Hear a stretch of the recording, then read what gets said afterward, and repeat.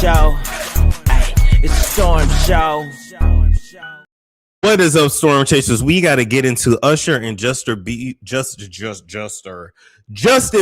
allegedly having a altercation or a fisticuffs. Although I don't really believe Usher would have gotten into a fisticuffs with anybody. If anything, it would have been a fisticuffs laid upon him in all four of them earrings in his ears. Now, you know, Justin, you better than me, because I would have told him, Usher, don't make me call Chris. Remember when Chris knocked him and locked him upside his head?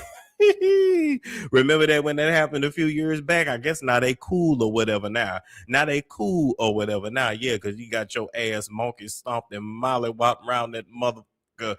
Usher, I'ma always be on your ass for delivering somebody else's child to a predator, the same predator you wouldn't even take your own child to, you dirty bitch. I'm always gonna be on your ass because you a whole grown ass man that didn't have umpteen children, umpteen hoes, all these hits.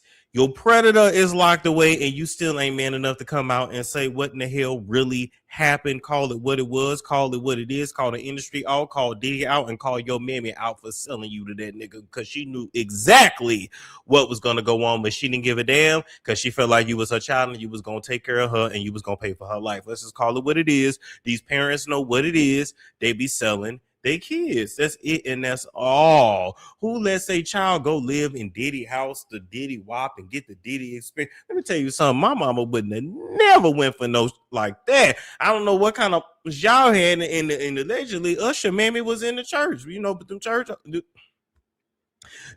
women be all about the money at the end of the day. They be hollering, oh, thank you, Jesus. Oh, thank you, God. Thank you, God. Thank you, God. Thank you, God. Thank you, God. But they sure turn their back on God when they come to that cash. And she let her little boy go live with Diddy. And then Usher, all that shit happened to you. We ain't forgot how Diddy had sent you to the hospital. We ain't forgot. Allegedly, when he had busted you up like that, but the thing is, we know that Diddy ain't rocking nothing but 3 inches, so Diddy ain't busting up nothing ever in his life. So now we can infer that it must have been one of them big ass dildos that he went to town on you with. Remember them pink? Was they pink or purple dildos that he would have right there in his bathroom? He must have been getting a little too rough with it and didn't use enough lube. I feel like you was a test dummy for him knowing to always have a case of baby oil on his hand. I feel like you was a test dummy for that. Usher, you foul as hell. And until you come out and clear the air, clear the room, clear the tea, speak out on what it is, I'm going to be on your ass, you and them 4 earrings in your ear. Come protect yourself. Couldn't even, but you're gonna send somebody else child that you know you can't protect. You so damn scary. You was still scared of that man as a grown ass man.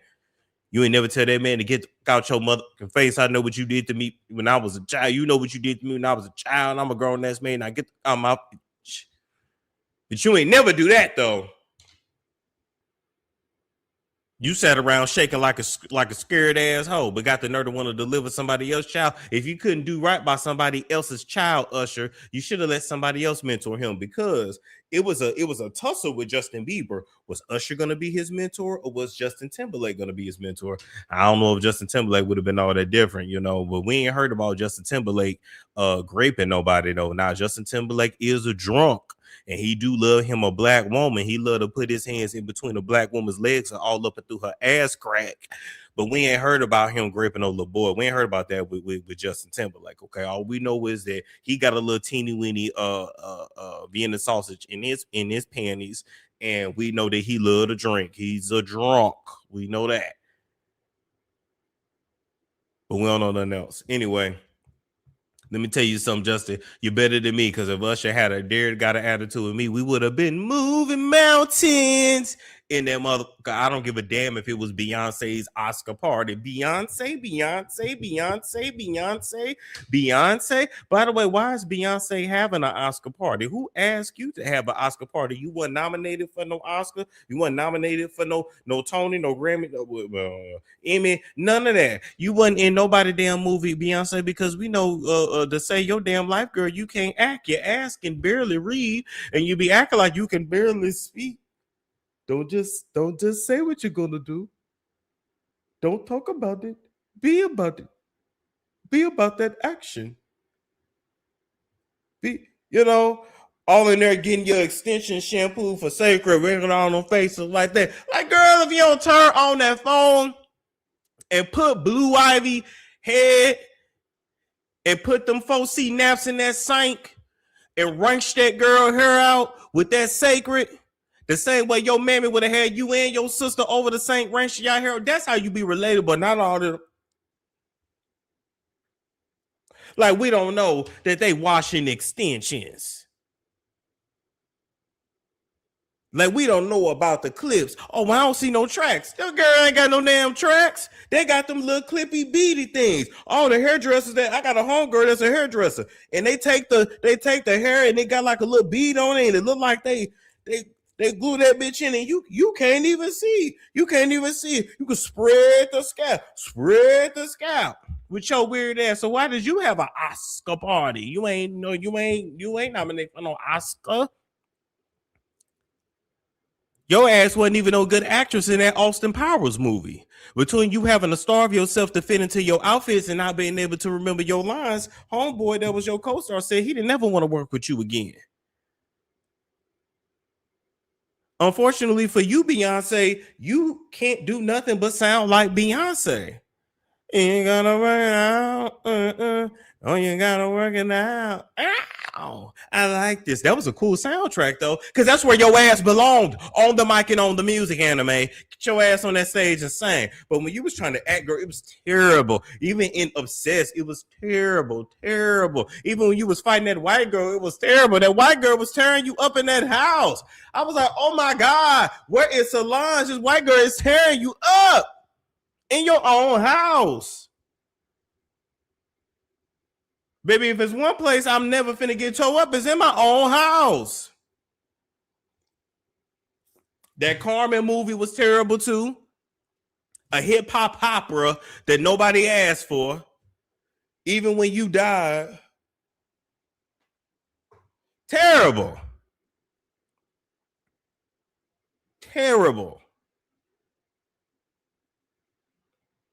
But anyway, this ain't about that. I still don't understand why Beyonce had an Oscar party. I'm just leaving it there. This is not me dragging Beyonce, okay? Because you ain't your whole. By the way, you ain't your whole family, Beyonce. Y'all suffered this week, baby. Jewel's out here scamming the homos. Mama Tina out there giving people the runs. Mama Tina's laxative. If you constipated, bring your ass down to the Houston Rodeo and have a bowl of gumbo so you can finally shit. Don't worry, if you ain't been able to shit after a bowl of Mama Tina's gumbo, you'll be shitting for days. You should have put that in a disclaimer. If y'all constipated, go get a bowl of Mama Tina's gumbo. You'll be shitting for days.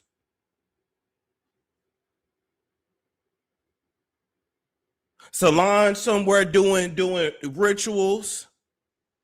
Jay-Z had to go back to work. And another thing, Beyonce, did I hear that you talking about you and Jay-Z finna come out with a joint album? That's not what Act 3 was gonna be, ma'am. That's not what Act 3 was gonna be. I'm gonna need you to scrap that. I am sick of that shit. Now, damn it, we had On the Run 1 and On the Run Tour 2. I went to both concerts and had to sit through 5.5 hours of music. A lot of that shit I didn't want to hear because I didn't come for no damn Jay-Z. I came for Beyonce. Don't you come out with no joint album with that nigga. If he can't go in that booth and come up with some raps on his own, leave it alone. We come to see you, girl. What part of that ain't got through your thick ass skull? Or maybe all that gluten seeped into your brain over the years. We ain't never came to see him, ever. It's always been you, girl. That's why he put you in front. That nigga ugly. He had to keep you in front for us to pay attention to him. I don't want no joint album. Beyonce, Giselle Knowles Carter. I'm not playing with you. I don't want no joint album. Scrap that shit. I don't want no joint album. I don't want no joint tour. If it ain't you, you stay your ass at home. Now, Home Depot hiring. I would give y'all an application to the post office, but hell, they say they about to be bankrupt by 2027. I don't know what to tell you. You're gonna have to figure it out like the rest of us. But don't come out with no joint. I'm not buying the tickets, Beyonce. I'm not coming. Now, Act 3 was supposed to be you reincarnating Tina Turner. You better go to her grave and summons up that dirt and do some. You better do some graveyard work and summons a spirit of Tina. Now that I will come and see. I'm not listening to 5.5 hours of you and Jay-Z. I don't want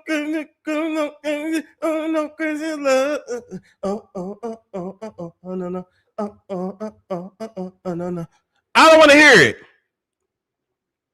I don't want to hear it.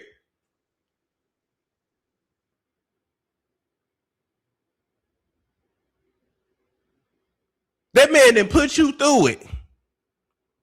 And we didn't listen to you be crazy in love, drunk in love, running out of love, running to love, running from love, breaking out. I don't care if we on the run, but as long as I'm next to you. Did y'all listen to the lyrics of that song? Talking about if she go to heaven, she gonna sneak out to visit him in hell? Bitch, you crazy. Ain't no dick ever been worth burning for. Ever since I done got spiritual, I be listening to these lyrics now, but this music like, wait a minute. You gonna what? Let me tell you something. I don't care who I'm with. We get to no pearly gates and he drop you down and he raised me up. I'm not coming to get, I don't know what to tell you. Every man for himself. Cause I can't go to hell, baby. I don't even like to be hot and sweating like that. I don't even like that. I don't even like the decor of hell. It don't fit. Heaven's supposed to have paved roads and gold and milk and honey, and that sounds more like me. Beyonce, I'm not playing with you. Do you understand?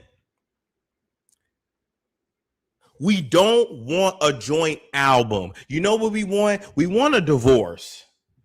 Now, get a divorce and I'll buy anything you come out with. You understand? Get a divorce and I'll buy some tickets. Baby, I buy a ticket, I buy an album, I buy a t-shirt, I buy it all. It's about time you get rid of him. He's never been any good for you, dear. Still trying to convince us that y'all didn't do nothing until you was 19, but y'all was friends when he was 17. But when you was 17, he was 27. Unless you're lying about your age, somebody's lying about something.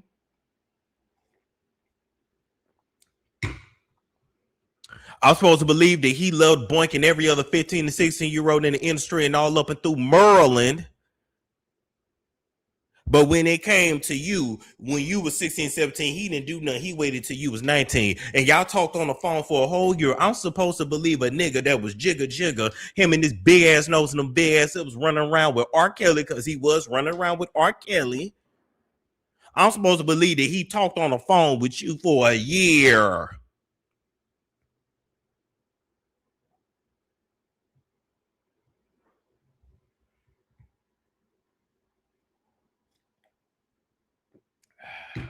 Y'all make me sick. I don't want a joint album. I mean it. Listen to me, Beyonce. I am not playing with you.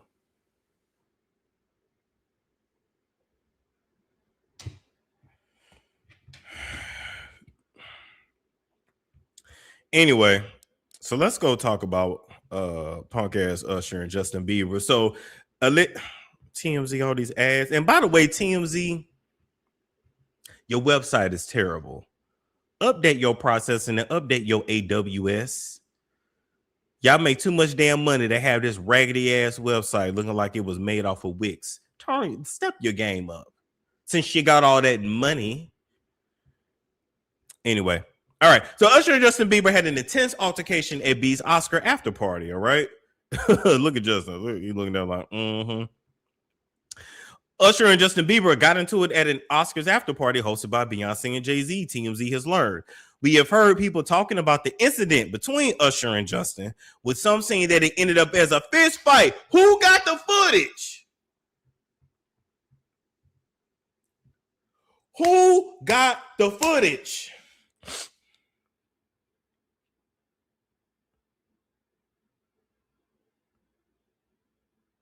I don't want to. I don't.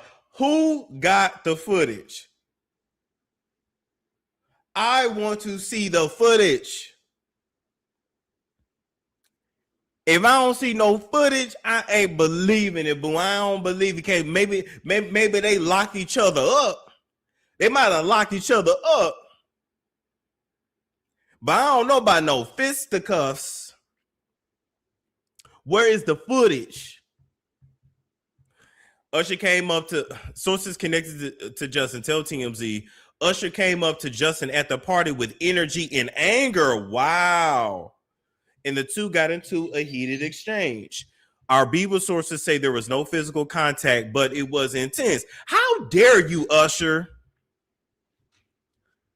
How dare you come up to this young man with energy and anger? What? Because he didn't do the Super Bowl performance with you? If you had sold my asshole for $1, I wouldn't want to sing and dance on the stage with you either.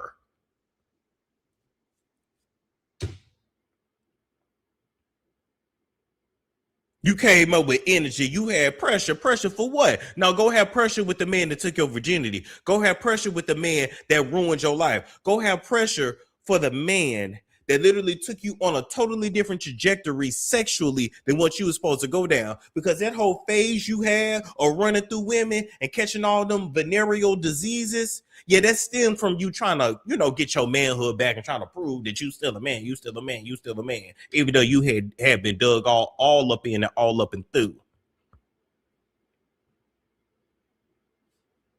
They never have pressure for who they need to have pressure with. They never have pressure for who they need to have pressure with. I'm going to call it what it is, because they scary. They're scary. But you got energy and anger for Bieber? Bieber ain't did nothing to you. Justin ain't did nothing to you. But be your damn slave. What you got energy? What you got energy for Usher for? I mean for Justin for? Usher? For what? You and your 4 earrings. What you want to be up in there moving mountains or trading places for? Got a song called Daddy's Home. Ain't nobody call you daddy. You mommy. You big mama. Big mama. Big mama. That's you.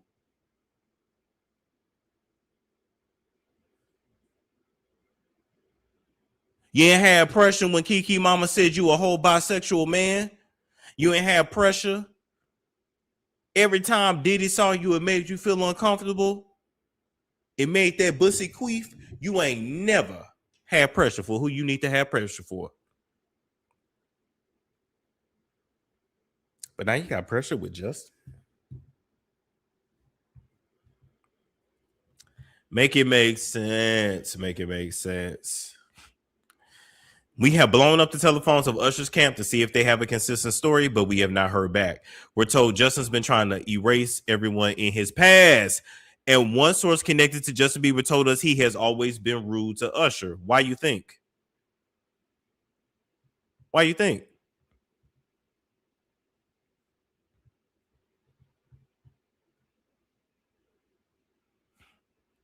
Still unclear what the argument was about, though we're told it didn't drag on. There could be lots of celeb witnesses to the fight. B and J were hosting, and the guesses was insane. Were they paid to host or something? Why were they hosting this? I'm so confused on why they.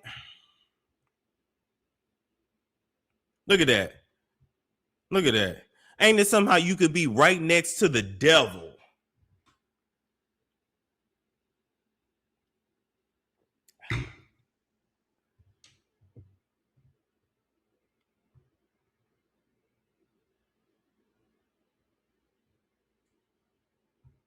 Look at how Justin still had life in his eyes versus now.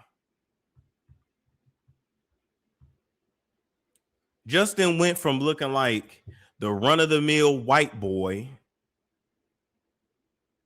to looking like somebody that sells you meth behind a 7-Eleven.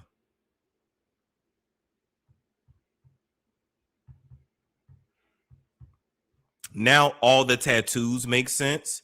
The whole black bad boy phase makes sense. And now the depression phase makes sense. It all makes sense. Because for people with that kind of trauma, from what I've heard, they've been having the party for a few years. Oh, wow. Okay. For people with that kind of childhood ghetto trauma, from what I've heard, a lot of time, of course, it's repressed, but a lot of times it really don't really start to hit them and really start to like surface and boil over to the top until they get like late 20s, early 30s, and or until they have children of their own. So it's something about the victim having a child of their own and really looking at their child like, wow, I was that and somebody was doing X, Y, and Z to me. So he's angry now. He's angry now. By the way, that's why most of them boys in the industry are tatted from head to toe. They're trying to get their masculinity back. Any man you see that is not that has not like, well, I mean, if you've been to prison, that's a whole nother thing. But like part of a gang, military, whatever, all of a sudden he just gets all these tattoos out of nowhere. Yeah, something happened. 9 times out of 10, something is off, or something's off, and I'll just leave that there. But look at Chris Brown, Bow Wow, Justin Bieber, not Lil Yachty, Lil Twist, Blueface. Now, with Blueface, part of that was just like gang life and street life, and then you start, yeah. Then you like, oh, okay. Shia LaBeouf,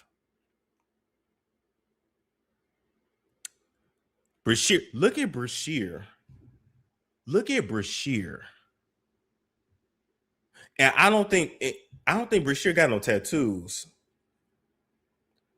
But Brashear went from a nationally syndicated television show to being on Twitter bottoming. And whether he was topping or bottoming, that don't, but like this, like you're like, what? Don't get me wrong, y'all know I'm pro sex work if that's what you want to do, but it's very clear with Bashir, he's under the influence of something. And then I kept saying, who was that fat nigga that was following him around everywhere for a while? Like money must have been low, because the nigga started off in like those looked at like La Quintas.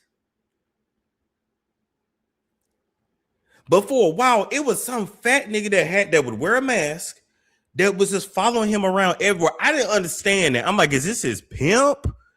Like, what's going on?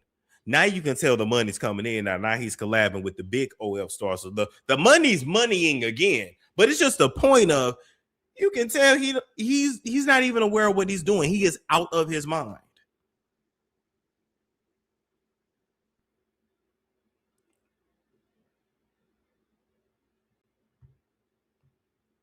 I'm talking about at the start. Oh, Aaron Carter. Boom. That's another one. The list goes on and on and on. So anyway, we finished reading this article. So no cops were called. Last time we saw them together was in 2022 at Coeur d'Alene Lake in Idaho. What were they doing together in 2022 in Idaho? Let me see some Coeur.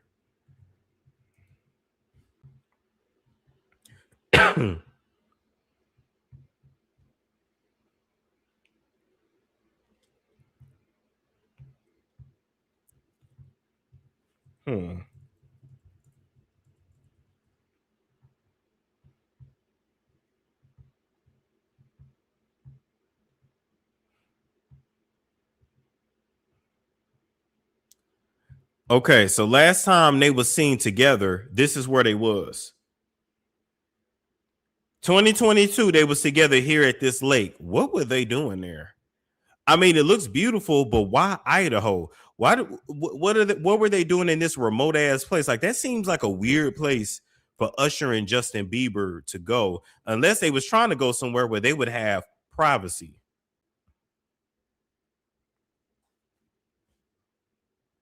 Yeah, they was trying to go somewhere where they had privacy. Oh, that's another one that's messed up. Orlando Brown.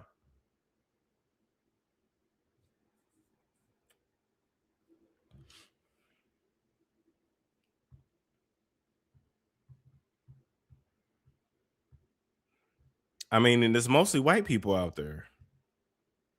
Beautiful water, but seems like an odd place for Usher and Justin Bieber to be. What was they doing out there on that lake?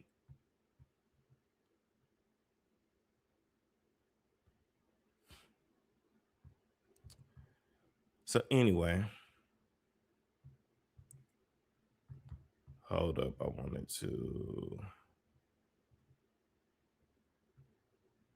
Okay. So I wanted to come to this tab because I went to Justin Bieber's YouTube channel. You know, we're going to always take a trip down memory lane. Now, this was 18 years ago, uploaded March 15th, 2008. Look, they still got the MySpace link right there. They still got the MySpace link right there.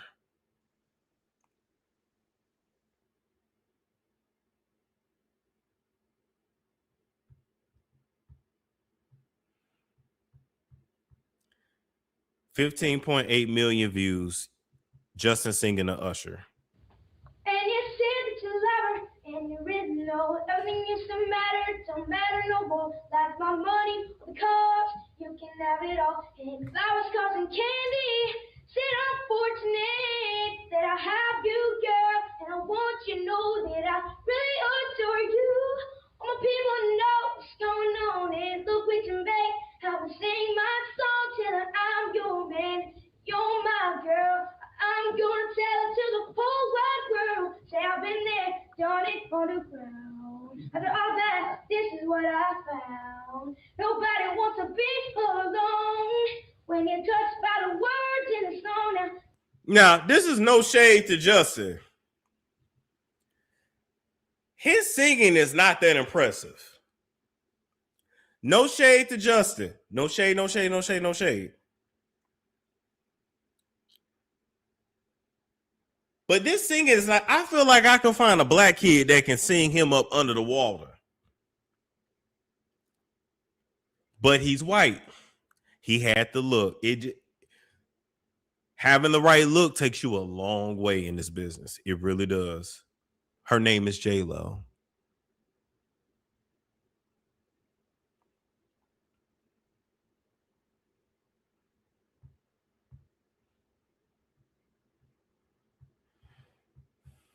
Baby, you sing with me or what? You got it bad. When you miss it, you got it right back. You don't hang up and you got it bad or what? You got it. What y'all think was going through Usher's mind when he was sitting there really looking at him? Like, what y'all think was really going through Usher's mind?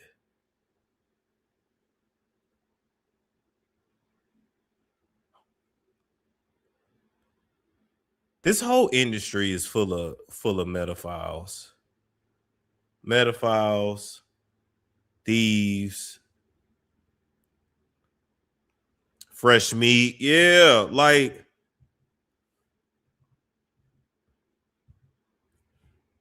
I wonder if he was thinking, wow, finally they can give my buns a break.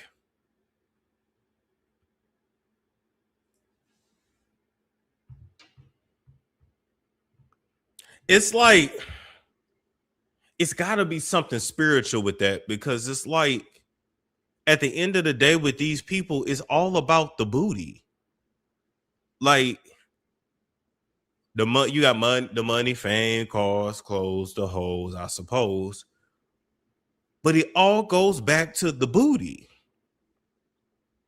They all want that butt, and man butt specifically. What is it about the booty? They all want the butt.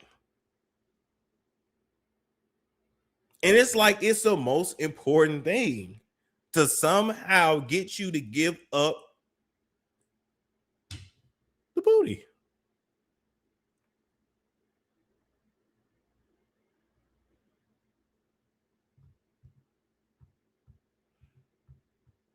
Bad when you're on the phone, hang up and you call right back.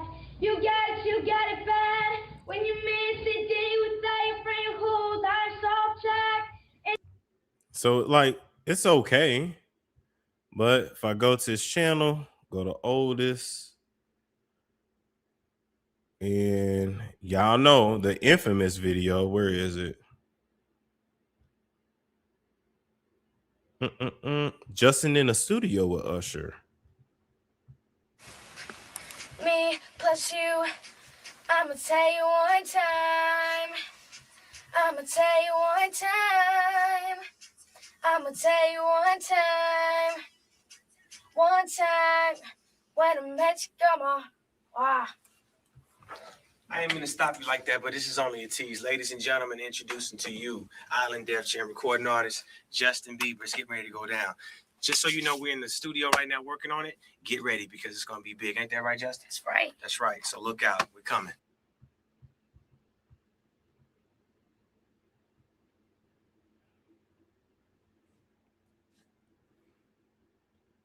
So they up in the studio. It don't look like nobody in there but Justin and Usher. Maybe an engineer, I guess. Where was his mama? Somewhere spending that money. She was somewhere spending that money. They gave her some money to go about her business, and that's what they do. They'll buy you, because Usher, his mama, they were poor. Poor ass Canadians. They probably bought her a car, gave her some shopping money. She happy. She'll call and check on her.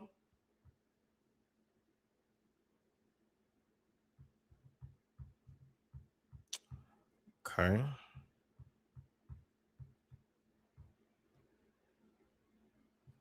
Okay, now this is Justin, Drew, Bieber, and Wyclef Jean. Yo, it's Justin here. Wow, a little ass kid. I got a friend here. Y'all want to meet him? Right here. How y'all doing, man? Wyclef Jean, this is my boss. I'm now managed by Justin. He runs all my departments. And one of the greatest, this is what you call prodigy. You know what I'm saying? In the making. We share a lot of things. We like instruments, you know what I'm saying? So I'm reading in between the lines with everybody.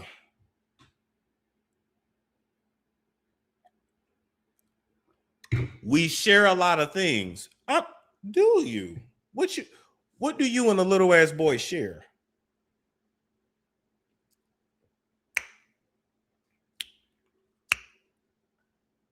Wyclef? Wasn't there some tea that came out about you, Wyclef, a while back?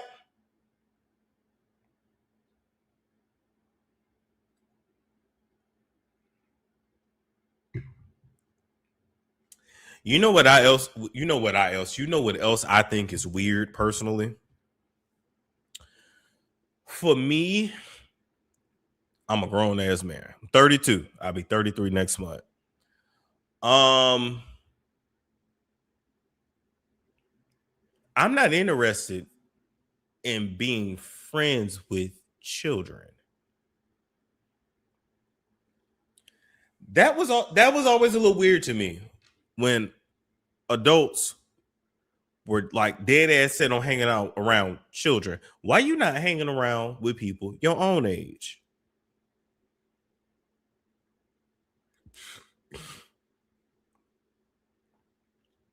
I have no interest to be around nobody kids like that. That ain't mine. For what? It's weird. I don't hate children or anything like that. But to just want to no, I like that's weird.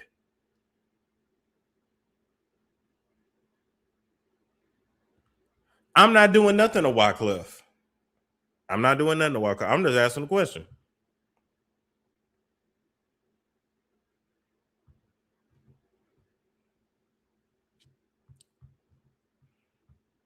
I look forward to playing some stuff with you.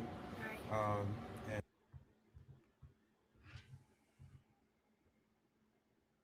I look forward to playing some stuff with you.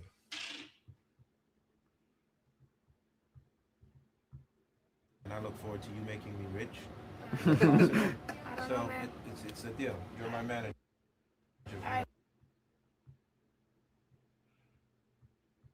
Jeez. Okay. Justin Bieber hanging out with Nick Cannon. What's Boy, they was tossing this boy around, wasn't they?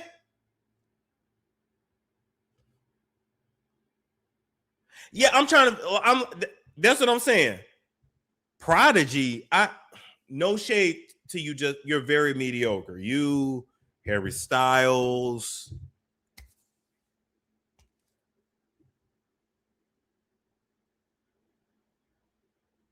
So this boy was just going from person to person to person. Usher, Wyclef, Nick Cannon, Diddy. What was he doing with Nick Cannon?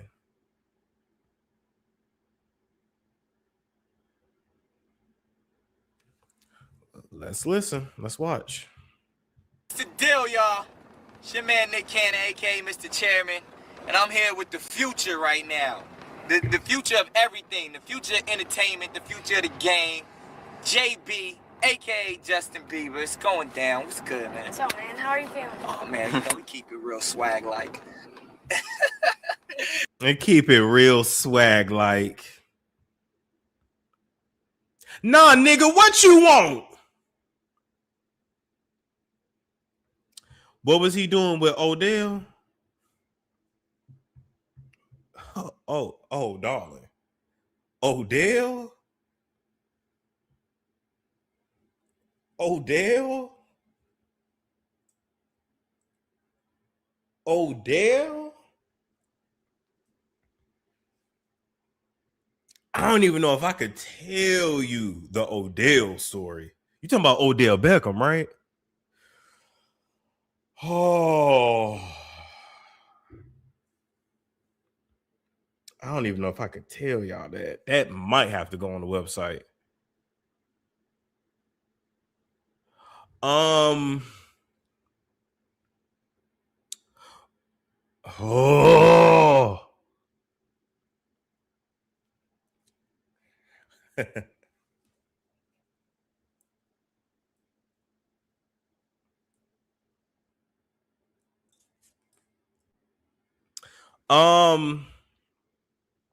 Okay.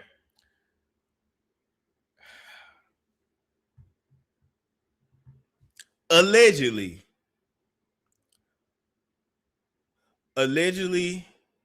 oh God. Allegedly, Odell. Y'all gonna have to read lips. Here we go. Y'all gonna have to read lips. Allegedly, Odell, and he was in a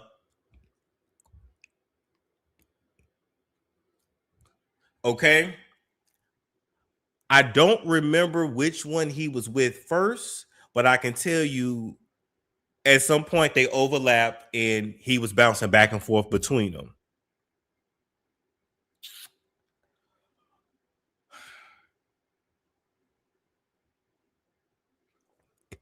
Did well by Odell and really treated him well. Okay. And if you remember, at one point they lived together. Those posts are still on Instagram. You can do your Google schmoogle. Now with he used to out of Odell. He was very possessive over Odell.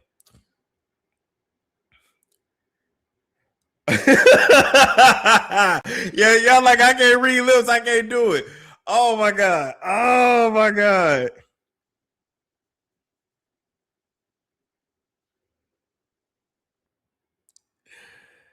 Whenever Odell would be friendly with other men, because y'all remember Odell, used to dance and do all that, then would beat his ass. And when I say okay, when I say his ass, he would beat his ass. So has always been violent, male or female. Male or female.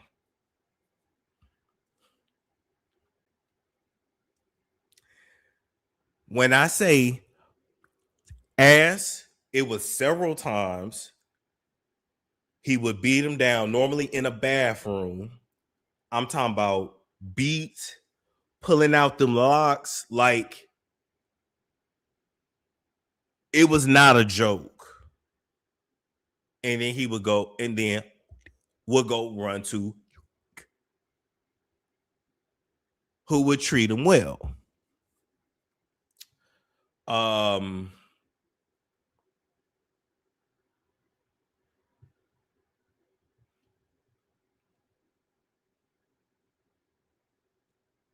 Now Odell, oh shit, said his name. Well, said he loved them both, but there was this like nasty kink for being beat up. I don't know. Okay, I'll just put it to you this way: you got men, even in very masculine dominated fields that still love to be dominated by other men.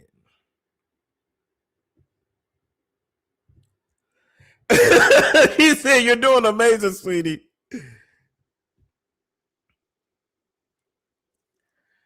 Oh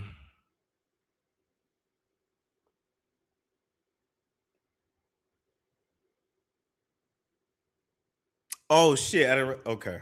Damn. Okay.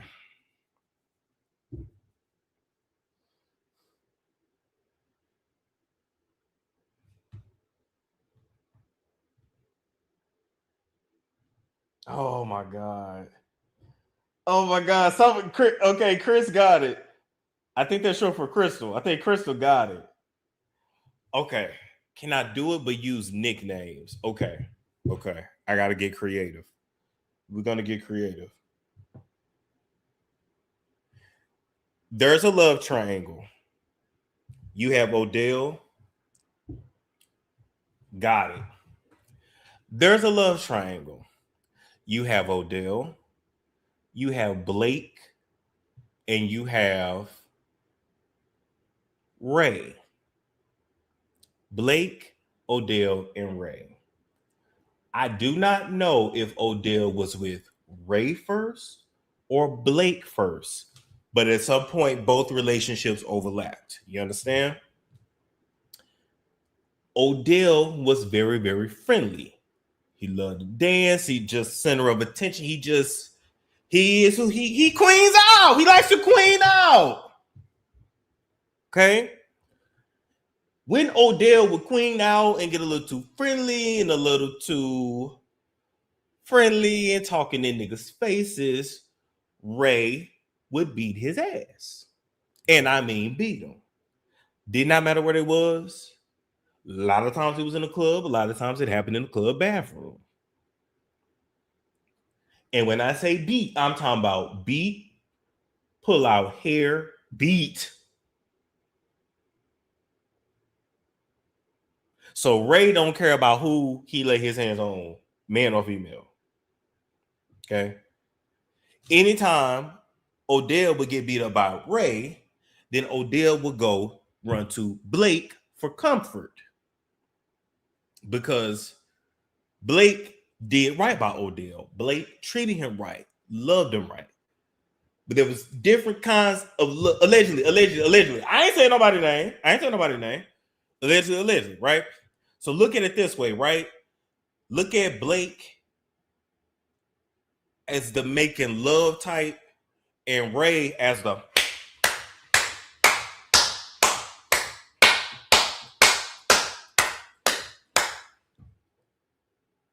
you understand? Look at Blake as good morning, King. How you feeling? Look at Ray as bitch, get over here. Bitch, where you at? Who the fuck was you talking to last night? Who was you talking to last night? Who was this nigga? I'm gonna beat your ass when you get here. Get here now. I'm gonna beat your ass when you get here. See what I'm saying? Now, to be fair, Ray still has a cool side. So the thing is, and this is what domestic violence is truly a cycle. Because when the good is good, the good is good. But when that Dr. Jekyll, Mr. Hyde shit, when that male Sagittarius shit, by the way, from what I've been told by a wise lady, male Sagittariuses are like the devil. Demons on earth. And especially when they're unhealed. So when that when Ray would get ticked off, that was your ass.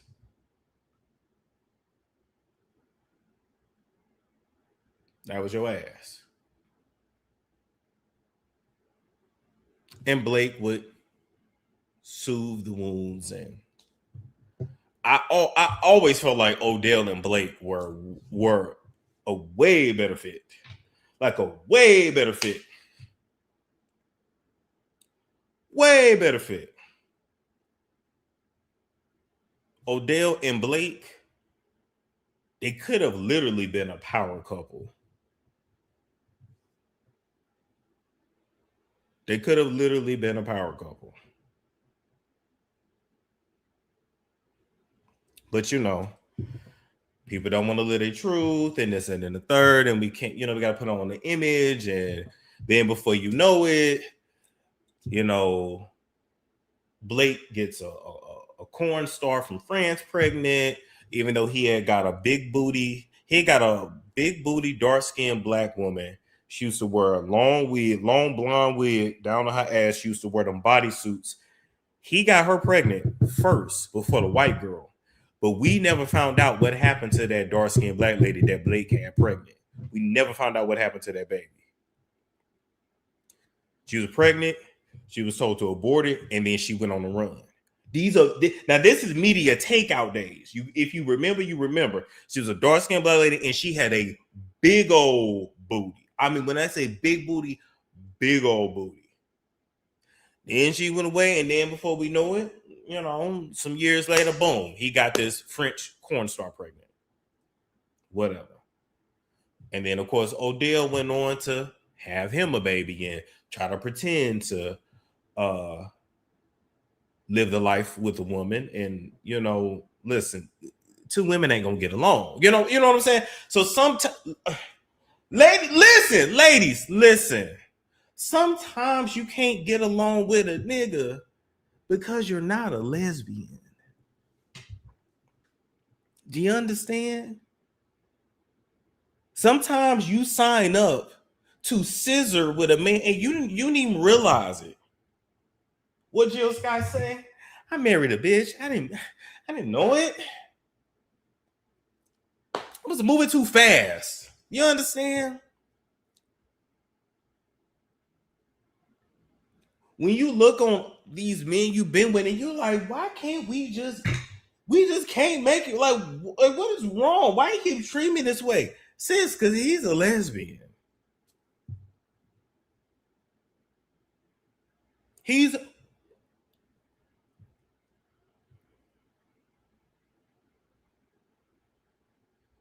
And he envies your very essence and your being.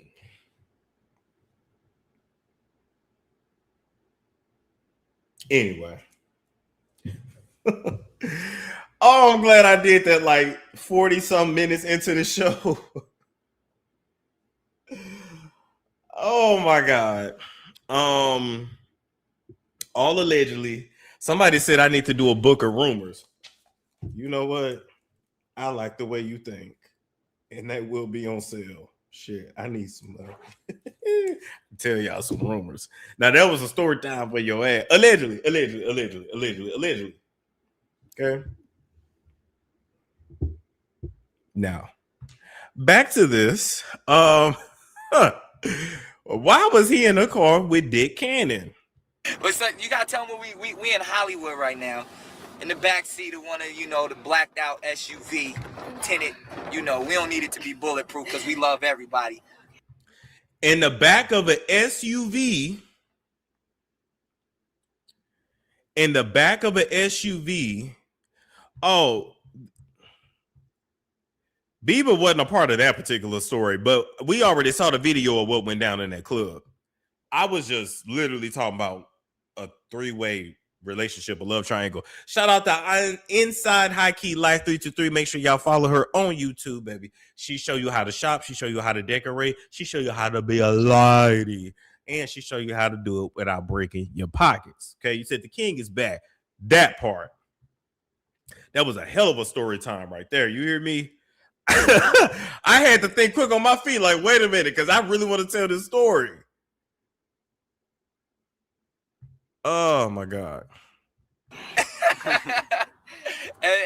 we just having a good time. We just, had the little we had a little situation over there at Katsuya. Paparazzi was all over my man. This is Justin Bieber. He's official. This is the next superstar sensation. No parental supervision. Listen, the girls are they tussling. They tussling. Now Justin and Usher was tussling.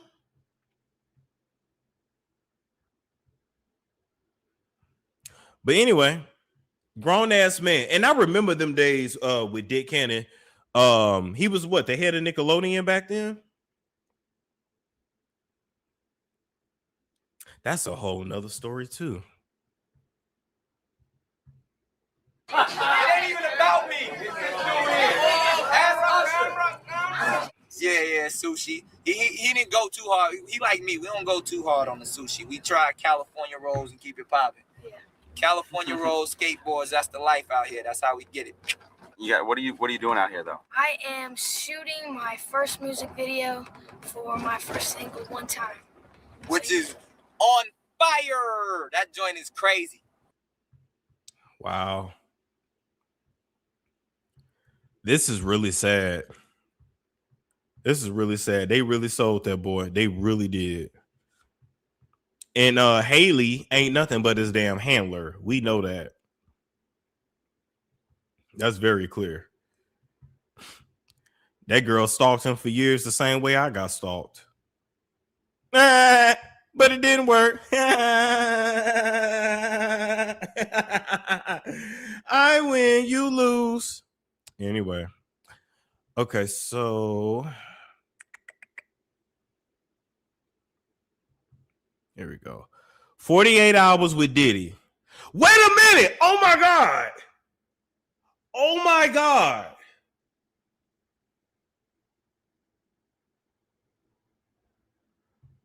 Oh my God.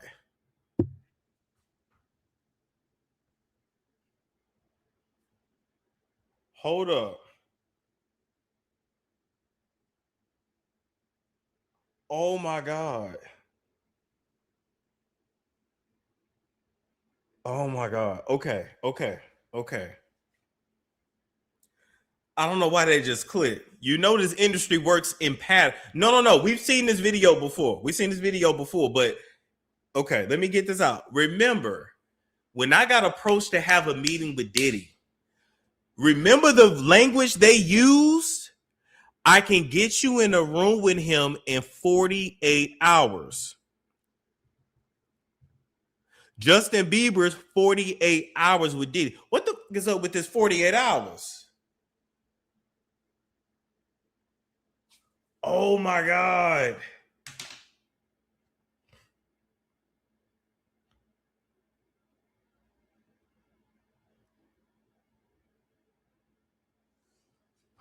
Oh Lord. And I said, why can't this be on the Zoom? And he said, no, this gotta be in person. Oh Lord, have mercy.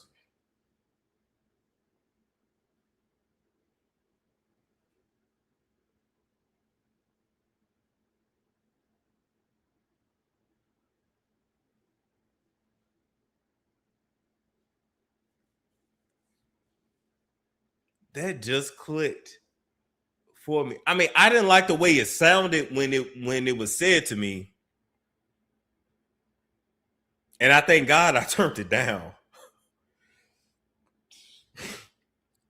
But this whole 48 hours, 48 hours, 48 hours.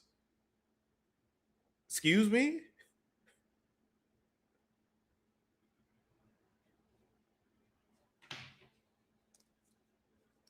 What was finna happen for 48 hours?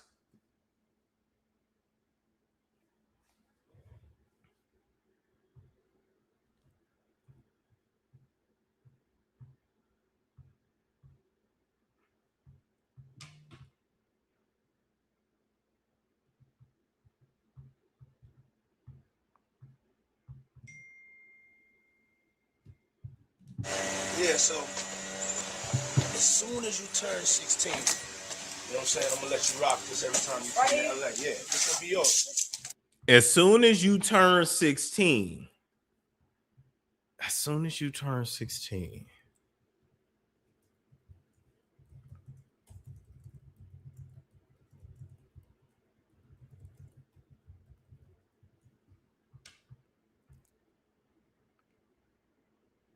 Nah, the age of consent in California is 18, so it's not referring to that. Okay.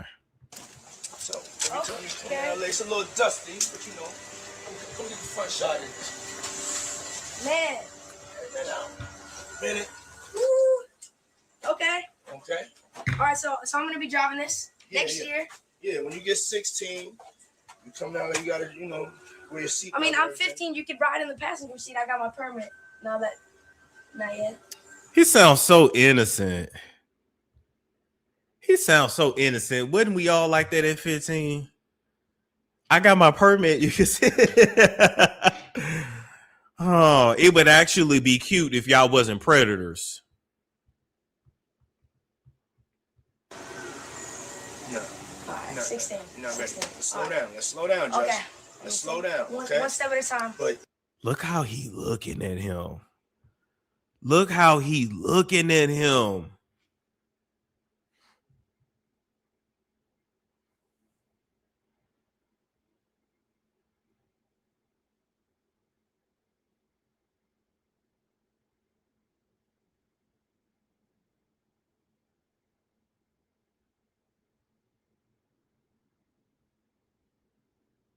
Wow.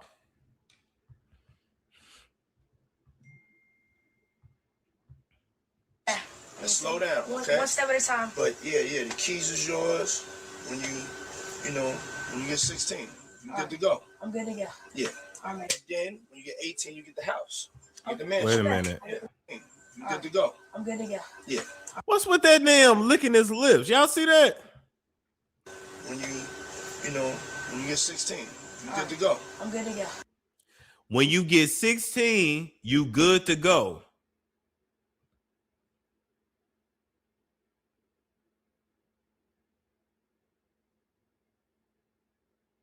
And then licked his lips.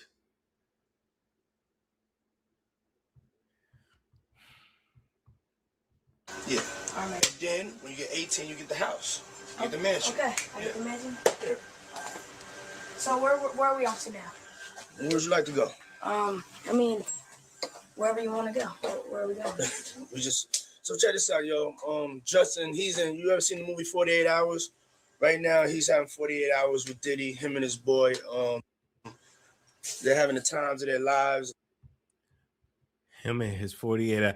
That 48 hours with Diddy got chills going down my spine.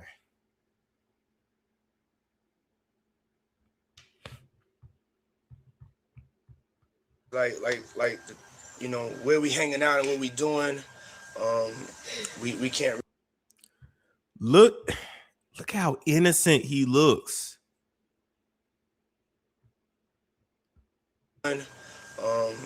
We can't really disclose, but it's definitely a 15-year-old's dream. Um, you know, I have been given custody of him. You know, he signed to Usher. I'm signed to Usher. I had legal guardianship of Usher when you know he did his first album. I did Usher's first album. I don't have legal guardianship of him, but for the next 48 hours, he's with me. So Lick his lips again. he's with me. So and yeah. That don't look demonic to y'all?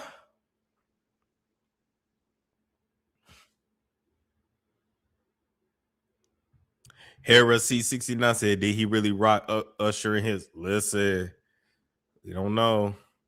48 hours esoterically is a bridge between two worlds. Oh.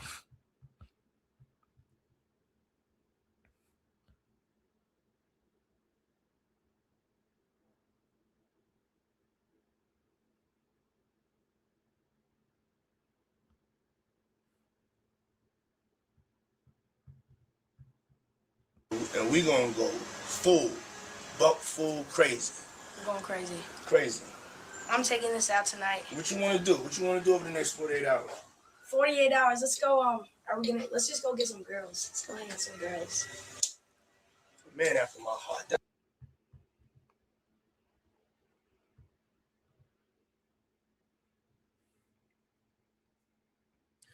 It's amazing what we allow. And then when we look back in hindsight and be like, this was wild.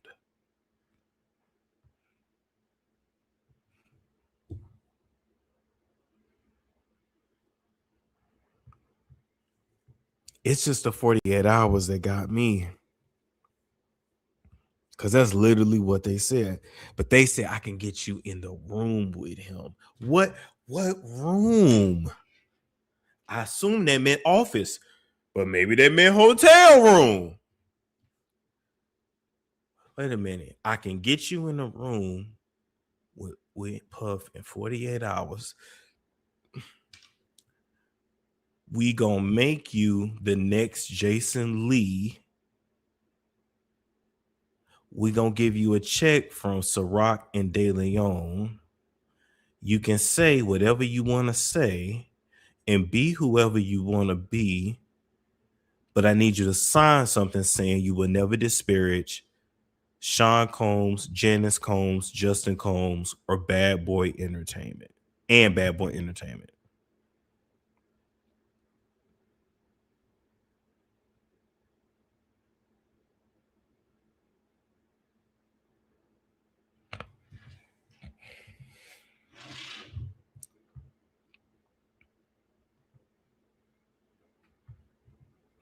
I don't know, but remember, Jason Lee used to have a show on Revolt.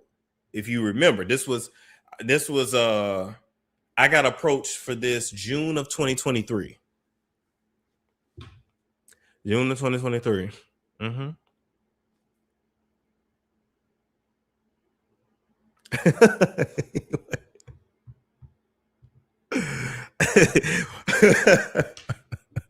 Now he wanted you real bad. Let me tell you something.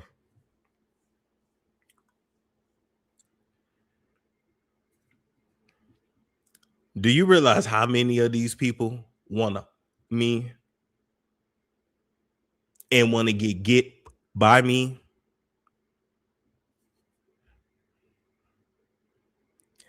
Me now understanding really is spiritual. But so many of them. And that's really why they be mad. When I don't talk to them, I don't deal with them, I ignore them, I ain't friends with them.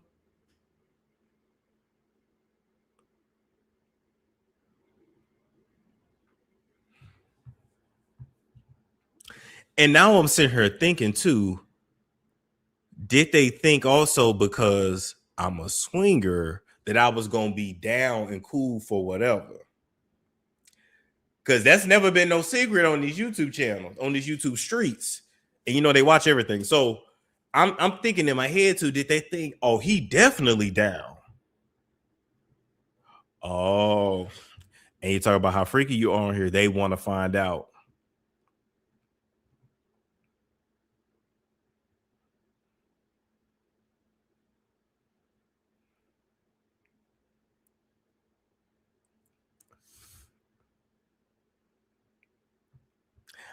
Listen, I wasn't gonna go around did it no way. Let me tell you something. Some of y'all don't know about me. I'm a runner. I'm a track star. I'm quick to run. I would get ghosts, but when I tell you I would get ghosts so quick, because see, let me tell you something. I've been in a shootout before. It ain't like the movies. I was talking about this with a homegirl a while back. You know, these kids think shootouts and drive-bys, they think that shit's cute. It's not like the movies. So ever since then, I was a little kid when that happened. Ever since then, when I'm somewhere and some look weird, feel weird, off, I'm gone. Thank you, Nicole. Energy harvesting at its finest. They'll be like, damn, where'd Storm go? Are you cool? Uh-huh. I'm already at home. Now that they lock that door, that's the thing. And then I heard with them offices, it'd be an office in an office in an office.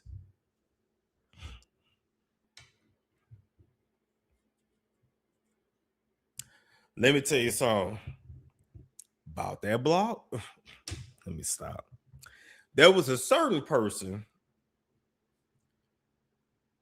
I'm going to just leave that alone. Anyway, I hear you. I see your comment. It could be an act. It could be. But it's making us dig.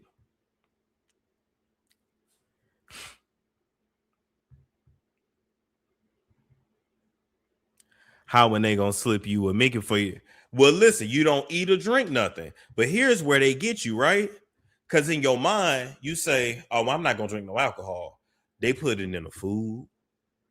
They'll put it in a water bottle. So you just like, I'm just drinking water. I'm just drinking coffee. They got it in the coffee. We learned they had the GHB in the baby oil.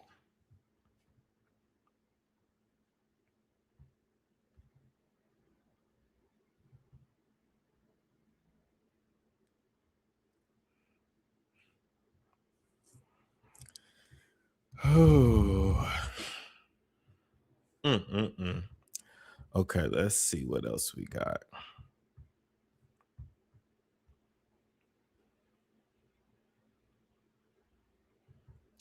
Just gonna keep digging, see if I see anything else.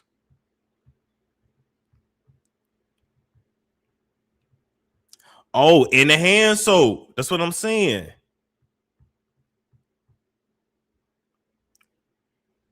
Okay, he in the studio with Brian Michael Cox. Okay. I mean, they really was, and they was working the hell out of this boy too. Let's see.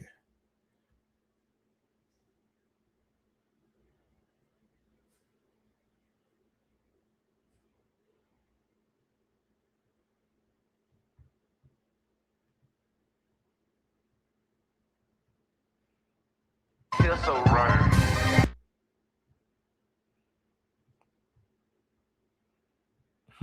His first music video. Sitting back, I haven't had to give any call. Okay. Now, take one more trip down memory lane.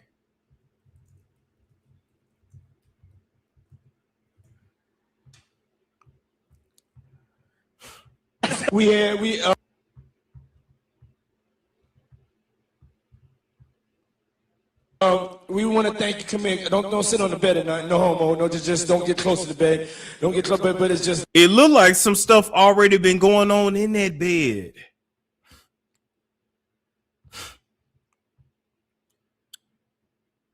It looked like that bed already been ruffled and rumbled in.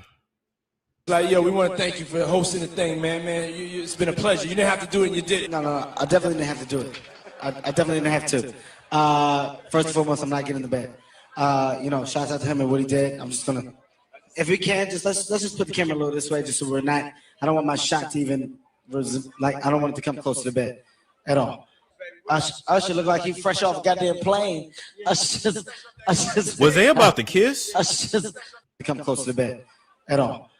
Usher look like he fresh off a goddamn plane.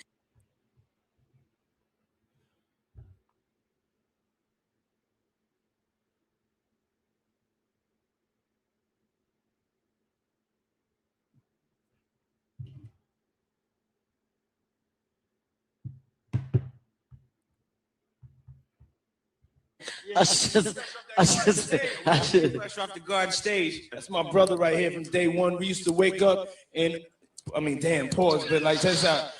I mean, back in the days when he was like 10, back in the day, pause, but like, check this out. From day one, we used to wake up. Fresh off the garden stage. That's my brother right here from day one. We used to wake up and, I mean, damn, pause, but like, check this out. I mean, back in the days when he was like 10 and I was a little bit older, his older brother, we used to fight over the Frosted Flakes. You know what I'm saying? Before pause was invented.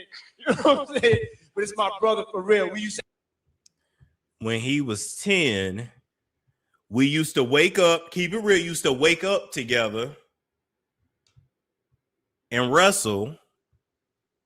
Now, hold up, let's do the ages.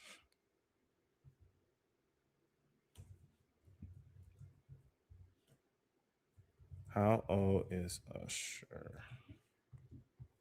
Usher was born October 14, 1978. When he was 10, that would have been 1988.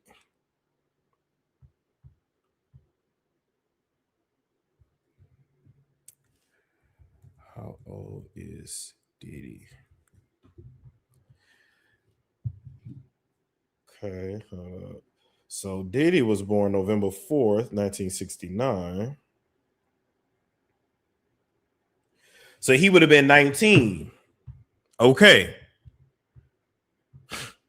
So 19 and 10. So, ladies and gentlemen, let me ask, is there any situation where a 19-year-old and a 10-year-old should be wrestling or sleeping in the bed together? Because remember, he said they used to wake up, which means what? They fell asleep together. They let's keep it. He lived with them. They slept in the same bed, which he shouldn't have, because Diddy should have had plenty of room. But for whatever reason, oh, this is my brother, sir. That is not your brother. That's not your brother. Y'all, yeah, only real brothers.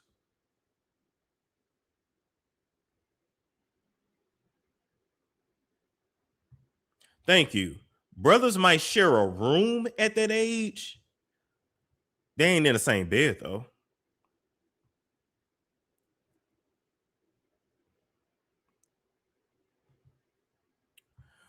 And what is Frosted Flakes code for? Let me Google that. What is Frosted Flakes code for sexually?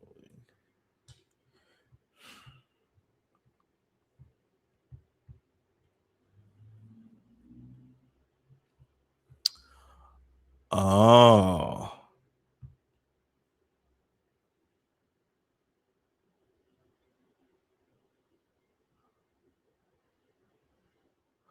Oh, okay. I can't put that on the screen, but basically Frosted Flakes it can be code for, let's say, drizzling icing on your toaster strudel. The flavor camp was when Usher was the summer before he turned 15. So Diddy's 9 years older, let's say 15 and 24. What would a 24 and 15-year-old be in the bed together for? That's even worse. Okay, now, speaking of that, let's go to this. I heard. It's something that I didn't. I'm asking because I know the topic is sensitive. What happened to Usher? I heard about some music executive from the industry back in Harlem. You know, I heard it from some music executives back in Harlem. And I'm not going to speak on their name. They doing programs and everything like that, and they may be doing something. They may speak on it themselves. But I heard it from some music executives. What did you hear? Bro, you know how people be talking, and we was around some people, something like that, and then some people might say, "Yo, I don't F with that dude." And at the time, I didn't even know who the F Usher was. You know what I'm saying? It was one of those type of situations. And when somebody say, "Yo, man, I don't F with them niggas, man, I'm getting out that industry and everything like that." You know, Puff sent this little kid to the hospital. How he sent him to the hospital? Man, nigga was bleeding from the butt. And that's what was said.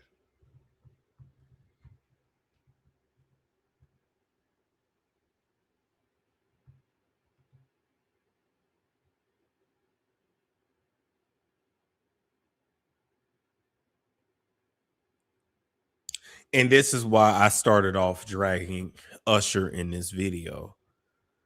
Allegedly, you know what Diddy did to you, but you go deliver someone's child to him when you wouldn't take your own children around Diddy. Got to come to the congregation, sir. Got to come to the front of the congregation. I didn't even have a name for the kid at the time. Then you heard, and that's what happened. And that's just, that's something that you heard. You don't know if it's true. You just heard it. So, and just to hear this and this new thing where they saying that they got kids coming forward and said that he did that, man, that's just crazy. And like I just said, that's just something that I heard. It's something that I didn't know. It's something that I ain't see. A lot of people want to, because Gene Deal has spoken on certain things that I've heard, I have spoken on it. But then they were just trying to say, I know. No, I'm not scared to say what I heard. And if there's any truth to it, then it's truth to it. Let them find it. Things that I've saw or things that I've witnessed and been a part of, I've said it. I'm not afraid to say what I saw or what I didn't see. Yep. A lot of people want to make up. I don't make up things. When I say Puff go in the room with two girls, you understand, and another guy and a rapper, and then all of a sudden they cousin try to go in the room, I throw them up against the piano, they run out the room with grabbing towels and they naked. They still had two girls in the room. But people want to make up a lot of bullshit and say what they want to say and flip it the way they want to flip it. I tell it like it is. But you got these guys, you got these people out here, man, you know what I'm saying? All this is for entertainment, man. Some people want the truth. Some people speak the truth. Some people don't even know the. Okay. Next. Cameron finds dildo at Diddy's house. Puff had a brownstone, I believe, on 35th Street and like Park Avenue between it's some brownstones down there. I believe 35th or 36th. And Mace was staying there. And I went to use a bathroom, and it was a dildo on the bathroom sink. And when I came out, I asked him what's about. He like, that's homeboy's joint. I don't know what it's about. He always have girls over here, but I don't know. I said, well, this on your sink. This is your bathroom. You're using this bathroom. I don't know where his bathroom at. You know what I'm saying? So, and that's word to my son, because stop breathing. I swear to God. But you know what? Guys use dildos on girls sometimes. That's true. We seen some. What he said. I'm not saying he didn't. Right. I'm just telling you what I said. By the way, the Breakfast Club used to be absolutely nasty. Like, now looking back, the stuff they used to talk about on this so-called radio show was absolutely filthy. Like, before that Me Too movement started, they was moving wild. Now they over there on Netflix suffering. Mm-hmm. Awkward. I'm not saying that then it was for either one of their personal use. I'm just telling you what I saw. Okay. Puff had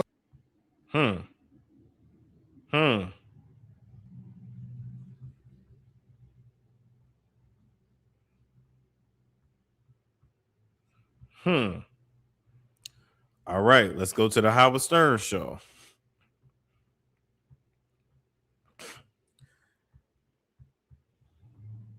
This was Usher. Oh, thank you, Nicole. Hey, thank you for the $10. Energy harvesting and ritualistic practices in the industry has been going on for years. They keep doing onto others as what has been done onto them. Yep, it's a cycle. Yep. That's why they end up soulless. It's all in the eyes. Facts. Now, August 22nd, 2016, Usher did this interview.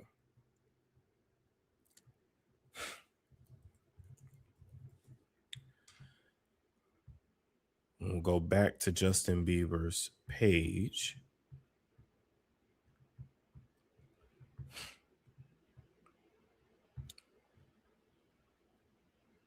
Let's see. When did he meet Diddy? What year was this? Let me go back. This was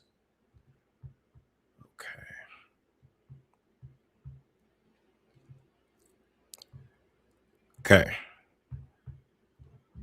So Justin spent his 48 hours with Diddy in 2009. Okay. This interview with Usher and Howard Stern about living with Puff Daddy was from 2016. Okay, let's get into it. I moved to New York City, and I lived with Sean Puffy Combs for a year. That's the crazy thing. Now, that was L.A. Reid's idea, right? We're sending you New over York to something City. called Puffy Flavor Camp. There you go. To learn Flavor some... Camp. Yeah, Flavor that's what Camp. it was called. And you're going to... Oh, that was L.A. Reid's idea.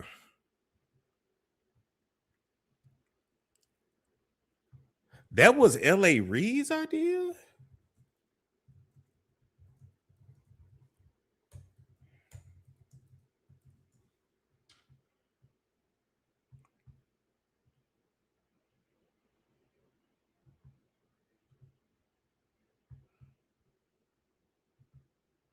Wait, is L.A. Reid still alive or is he dead?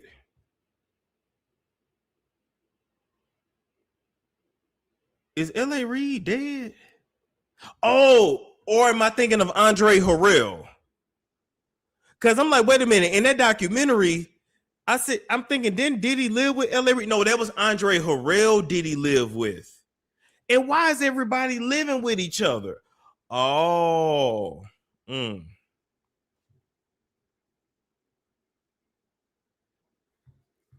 Okay, that's Andre. Okay. Now, speaking of L.A. Reid, music executive L.A. Reid accused of sexual assault in lawsuit.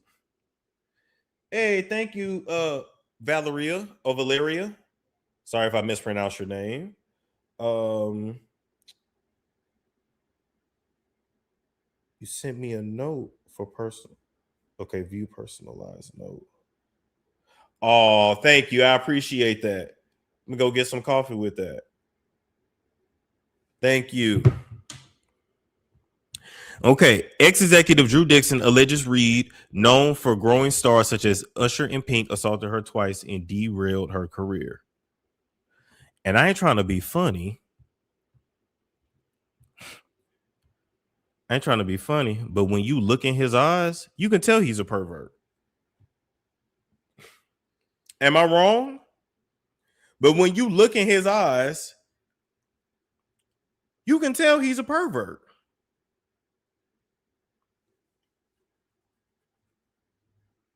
You can tell he's a pervert all day long. All right. Let me get off that and let me go back to...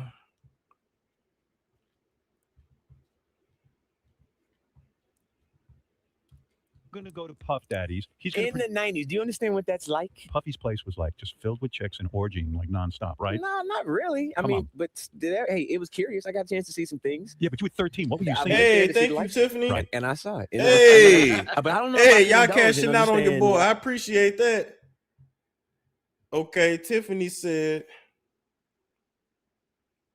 I'm gonna read your note. She said, hold on, I'm gonna go to it right now.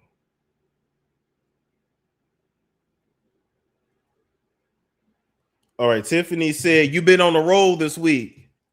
I appreciate it. Thank you. God is good. But I was even looking at it was pretty wild. So nobody tried to, some woman didn't come along. I didn't say that. Okay. I didn't say that. What I did say is that there were very curious things taking place, and I didn't necessarily understand it. Biggie Smalls was there. Biggie Smalls was there. Lil' Kim, Craig Mack. All these people are hanging around. Yeah, man. Faith Evans. And your parents Jodeci, were Mary J. okay? Blige. They didn't know nothing about this shit. Oh. I was having a good time. You know what I mean? Does he have you doing any chores? Are you doing dishes at all? I mean, to keep you humble somewhat, or are you just like, can you stay up till 4 a.m. with them and party? I mean, I could. I actually stayed up longer than them. And what and do you have money? What's going on? I mean, I had like per diem. Yeah. I had like, you know, What like a a living. life. Yeah, it's pretty crazy. 14 years old. You're a dad now. Would you ever send your kid to Puffy camp? Hell no. See? Hell no, but you sent somebody else's child. Hell no, but you sent somebody else's child. Hey, thank you, Teresa. Teresa said $10 for coffee and water for late night YouTube. Thank you. Thank you. Hey, turn up, turn up. Okay. Now, y'all remember Keefe D, right? Let's hold on. Y'all can't see that. There we go. Y'all remember Keefe D, right? Let's listen to him talk about a gay Illuminati party he went to and saw Puffy and Will Smith.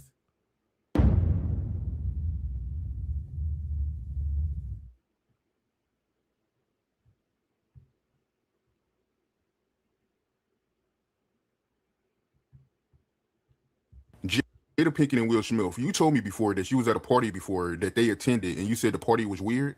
Tell me about that. Okay, this is Boxer. Hey, thank you, Jay Lynn. Hold He was on. married to Tanisha. I got to get thanks. Thank you to Jay Lynn. She said, "It's me, Miss J. You got this. Thank you. Thank you. No, thank you."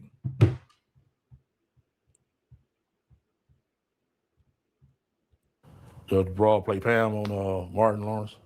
We went to the party with her. I mean, it was a matter of fact, it was a set it off party. Jada Pinkett, Biblical Fox, all of them was there. You know what I'm saying? It was just seemed like Puff and Tupac was like a couple, seemed like to me. It was just a lot of weird shit going on, you know what I'm saying? The vibes ain't there. I guess that's what Tupac seemed like to me.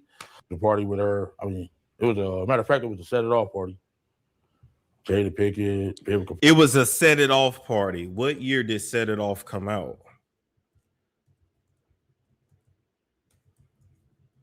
19. Okay. So the release date. Hey, thank you, Creative Angel. You said keep shining the light on these monsters. They have destroyed too many. Enough is enough. Big facts. November 6, 1996 is when the movie was released. So the release, this might sound stupid. Do they do the release party like right after or right before?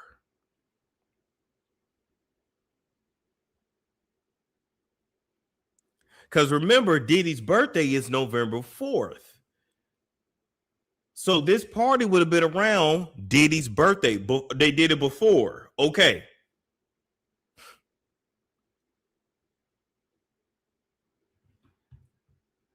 Oh, and Pac had died October 1996.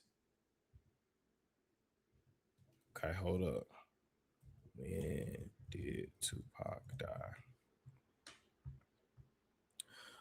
Okay, no, Tupac died September 13th, 1996. But still not. So they talking about a release party, but this would have been around Puffy's birthday. So whatever party this was, you know, he was going extra stupid. Ross, all that was there. You know what I'm saying? It was just seemed like Puff and Tupac was like a couple, seemed like to me. Wow. It was just a lot of weird shit going on, you know what I'm saying? The vibes ain't there. I guess that's what Tupac was talking about, the Illuminati and shit. It's like Biblical Fox was with this big gay man. He was 6'9". They called him, his name 6'9". He had the red hair with big old booty and shit. No, he was gay and I'm over. What the fuck is going on here? Vivica, you was hanging out with a gay dude that was 6'9"? Hey, thank you, Victoria. She says stay on their necks. Period. Thank you. Okay, now I need to Google that. Vivica Fox, 1996, gay best friend. Or I wonder if that person was like a trans person. that Vivica was with?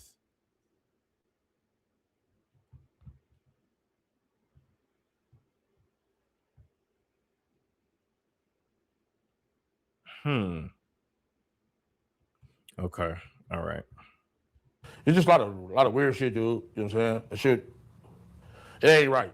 You know what I'm saying? I guess that's what Tupac, I guess he wanted to get up out of the Illuminati or something. But I seen it the matter of fact, MC Light pulled off with Tanisha Arnold. You know what I'm saying? In her brand new 560, black one. Yeah. You said who? Yeah. Matter of fact, MC Light pulled off with Tanisha Arnold. MC Light and Tashina Arnold. Now we already know MC Light T. We already know that. Tashina, you got down like that too. Well, there's a certain person. I'm proud. Can I look at you and you need some help? Don't get me. Don't get me. Don't me. Don't get me.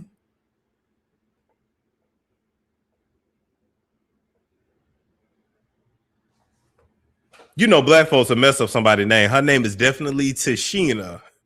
Tanisha is a whole nother person. Name is Tashina. The interesting thing about this certain person,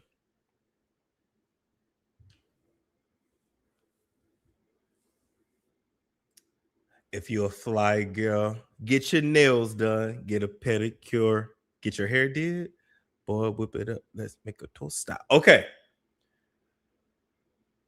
This person, I wonder, I guess this person would actually be bisexual.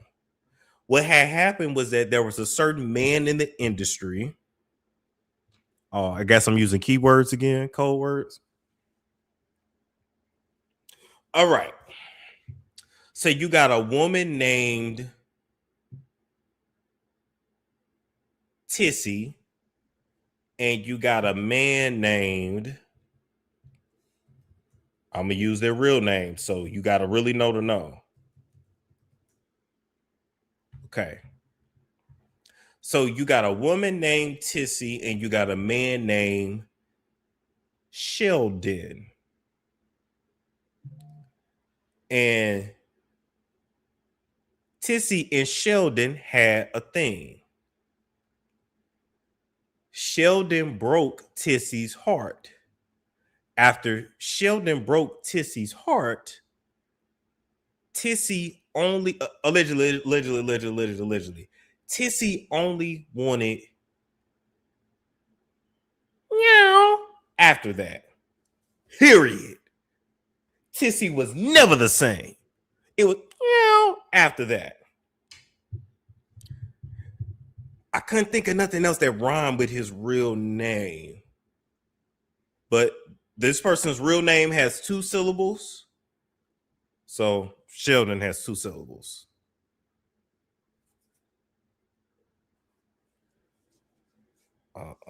Not Busta Rhymes. You got Tissy. I'll use another name.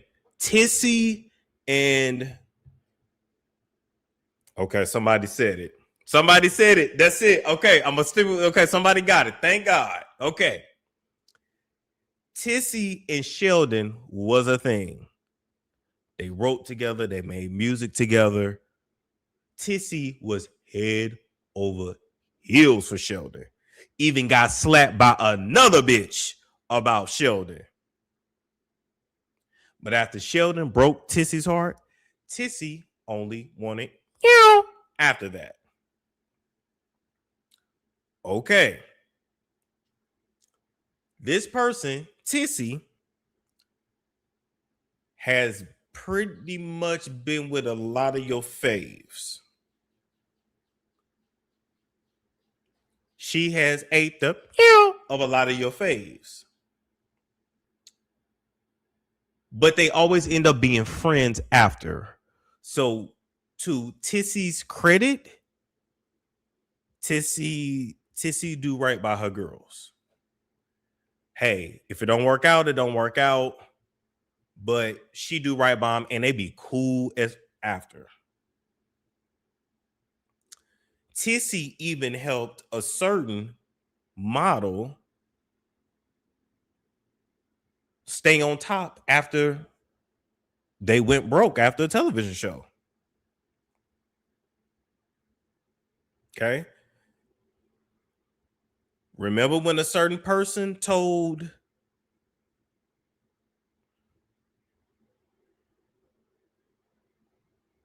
Remember when Lily, I'm using code names, and you gotta stick with it. Remember when Lily told Tida that you had to lick bottoms to stay on top? That was not a lie.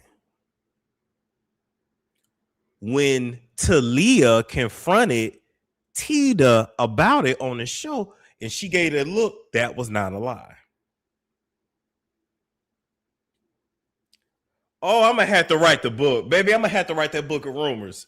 I'm gonna have to write that book of rumor. Yeah, I'm losing you. I know it's hard to and listen, because I can't say names like that. Lily ain't by Lily like men. Lily was on a reality show. She was the queen of the reality show. She's changed her face a lot. Her husband passed away. She's dated some men. But I tell you one thing, Lily did not flirt with Peter. I did not flirt with Peter. I did not flirt with Peter. This ain't Phaedra. Okay. Who the hell is Tissy? Hey, you gotta. Hey, you. I'm gonna just have to write the book. I'm gonna end up writing this book this weekend.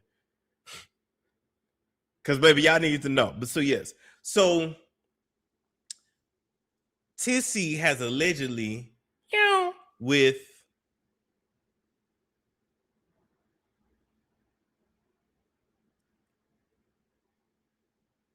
Lena.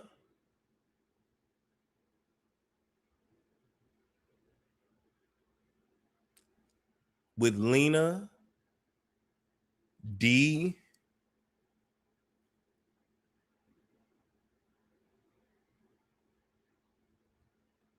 Like that.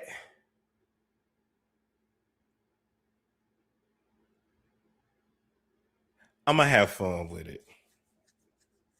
I know I'm making y'all think because I can only give you names that listen.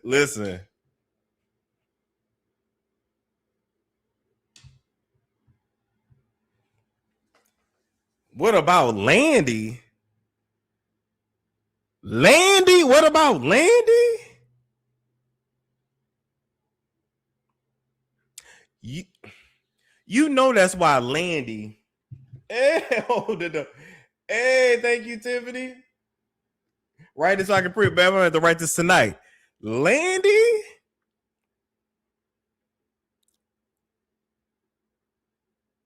Do you know why Landy paid Shad? Oh, damn, that's Bow Wow. Do you know why Landy paid Cape Cod that $2 million and she didn't want to fight with him? Even though she went and got, and was told what she needed to do. She didn't want her dirty secrets to leak. I ain't talking about the stuff she told us, baby. I'm talking about the stuff we don't know. She didn't want that shit to magically leak.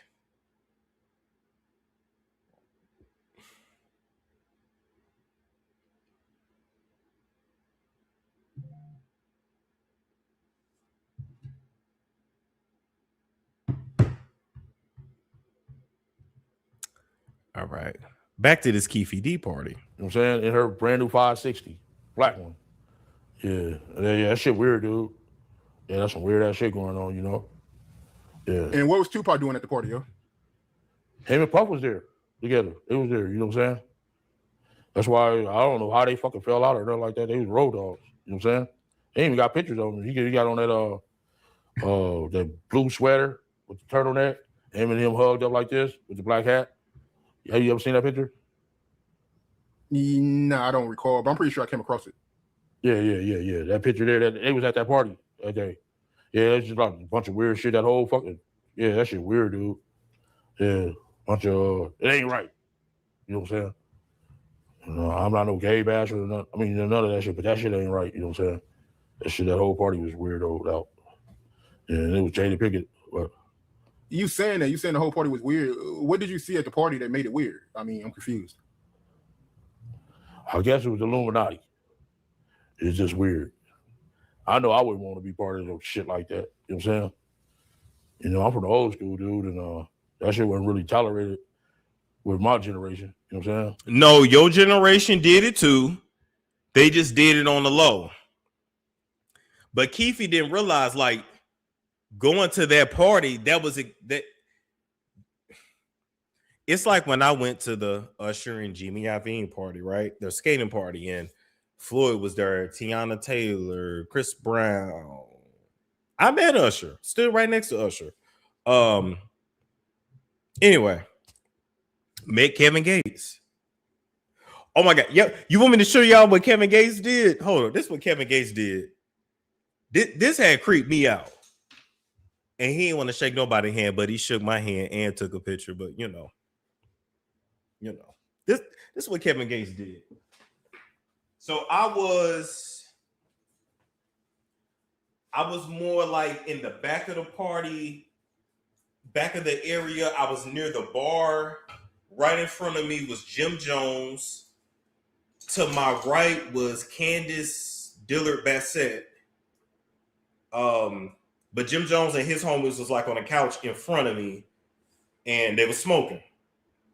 I was in the back, like towards the wall and towards where the bartenders were. Okay. So Kevin Gates came in, and this is what he did. He stood back. He had his feather all black. No. Did he have it? No, he took his picture like that, but he did like this. And he just observed the whole night. And some people was trying to come up to him, and he would like bow at them like this, and they would go away. He did this for 3 hours. Except for me. I got a picture and a handshake. All right. I'm just telling you. I'm just telling you. Okay.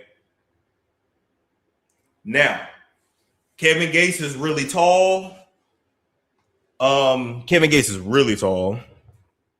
And Kevin, at least that night, smelled really good. I don't know what he was wearing, but he smelled really good. In addition to that, what I was told, oh Lord Jesus, oh y'all got me spilling everything, but this ain't really no secret. Now I gotta speak in code. I was told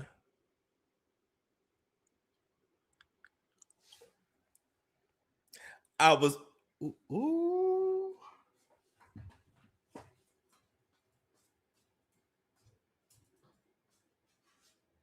Okay. All right. I was told he was ready. Not ready. Waiting. Fuck. I was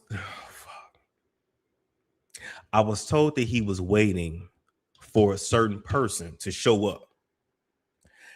It was only one person he was there to meet with. Allegedly.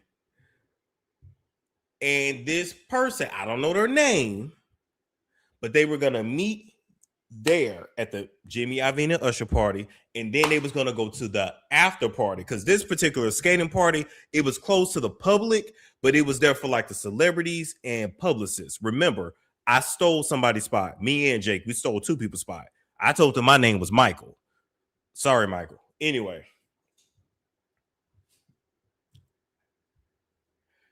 he was there to meet one person.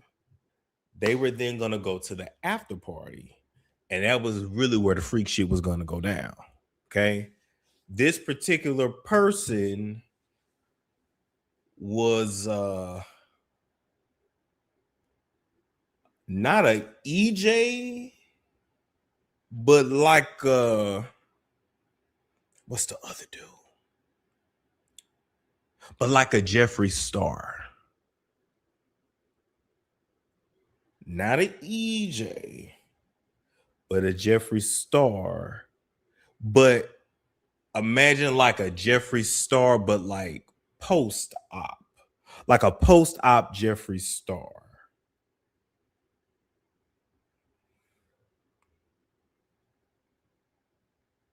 Allegedly. So this person had a mechanical, but it was still a fake, but it was a, nonetheless. That's all I know. That's all I can tell you. Oh, speaking of that party, remember Swiss Beats was there, right? Mm-hmm. See, now that I ain't over in that camp no more, I can talk about Swiss Babes, okay? I overheard Swiss Beats talk to who I was assuming was a publicist at this party. And when he said to her, I'm trying to get into that tonight, and looked her up and down, I said, oh. Now, I will tell y'all this. It was a chocolate sister. I don't know if that make it better or worse. That's all I'm going to say. That's it.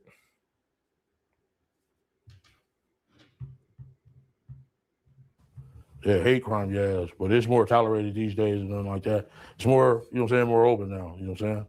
But back then it was kind of fishy, you know what I'm saying? Still kind of fishy, but it's more, out there now. The incident y'all had with Warren G and Kid Frost. Tell me about that, my man.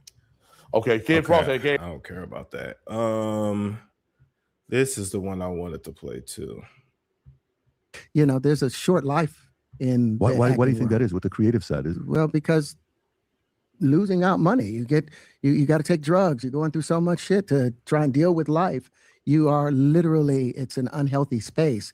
And so eventually you're going to go too far. Who knows what happened to Philip? Who knows what he had to do in order to get to where he was at? There's a lot of things that people do that end up sitting and they can't get over it. And they got to keep getting high, hoping to get it out of their head. But when you lose your man card, that's the only thing I can think of. You lose your damn man card. What is that? What do you mean by that? You give up your ability, your right to being a man. A man don't take it. A man gives it. So when you give up that man card, you don't get that back. Are you saying what I think you're saying? No, I'm saying what I'm saying. You don't get that back. You get Patrick Bet David. No, he played too much. Are you saying what I think you're saying? Yes, Smoker. Now, hold up. Let's chat. That man said, a man don't take it, he give it.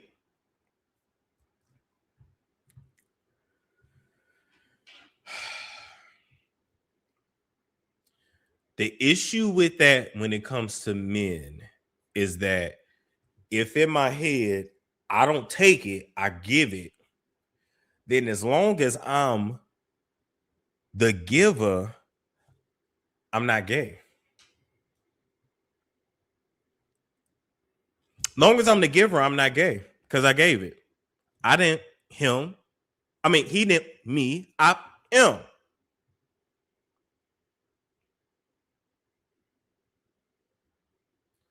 Which means no matter what it is that I'm in, as long as I'm in it, then I'm still a man. Remember, I told y'all. I've known men to say, he gave me head So it ain't gay. He gave me head. A mouth is a mouth. So you gotta remember when you got that kind of rhetoric on what a man is, then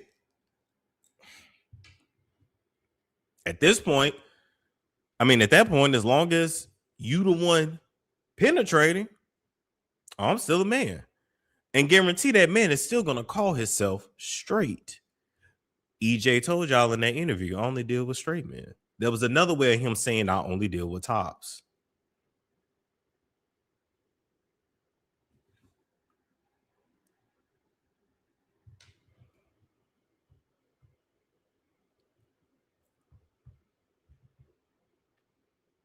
A mouth is a mouth. Thank you, Stacy Galore 69. A mouth is a mouth is a mouth. Yes. Yes.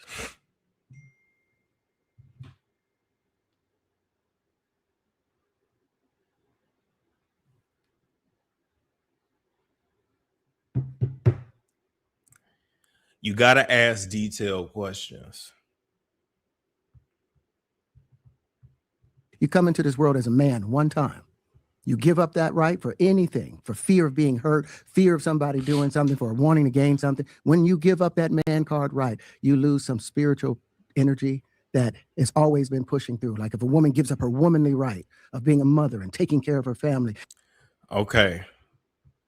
Now, speaking of that, Terrence, I don't know if he ever wants to tell this story, but there was a situation while we talking. There was a situation, allegedly. I'm going to use code names. There was allegedly a situation with Clarence. And Clarence got approached by several men at one time in the industry. Who those industry men were, are, I don't know. I'm not going to pretend to. I just know the story, right? Was approached by several of them at one time. And that nigga fought every single one of them. I'm not saying nothing ain't never happened to Clarence. I don't know if Clarence has ever experimented. I don't know.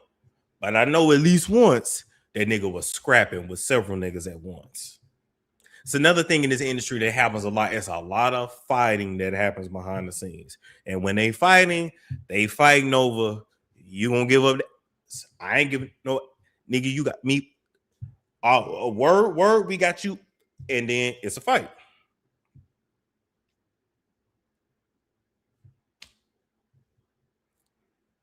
That's why he said if he got to fight to the death, then he do. I'm gonna tell y'all another person that went through this.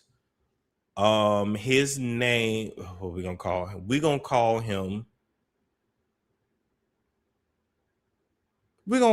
Sonathan. Now, Sonathan was also approached. And he fought them off of him. Now, I don't know at what point this happened. I have a feeling that Sonathan was approached to get buck broken, so to speak, after that cancellation situation happened. And I believe that was going to be his way back in, but he didn't give in. And so, as you can see, his career has never been the same. No. I'm not talking. Oh, actually, that happened to him too. I'm not talking about Majors, though. That's another situation. This person's real name is Sonathan, but their stage name is Gatabi. So what does Sonathan rhyme with? What does Gatabi? Yeah. Ain't Gatabi real name Sonathan? Yeah.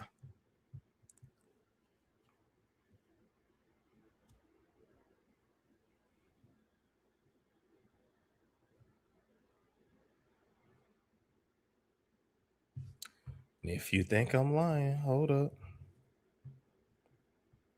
Let me let that play. Let me let Let me let Clarence play while I pull up another clip. And do all those things. When you give up those things, but when you give up your manhood, I've never seen somebody recover from it. That was all the people that went to the puffy parties. That was all the people that did all those things thinking that there was never going to be a consequence for what they were doing. Get punked out and pimped out by some greater desire. You shouldn't have a greater desire than being a man. So I believe that's a big problem with a lot of the actors out there because they get fluid. And next thing you know, once you go fluid, it's gone. You don't have any foundation to pull yourself back from. So maintain your man card, no matter what. Man, I mean, you know, one of the things you're seeing, you went to a whole different place.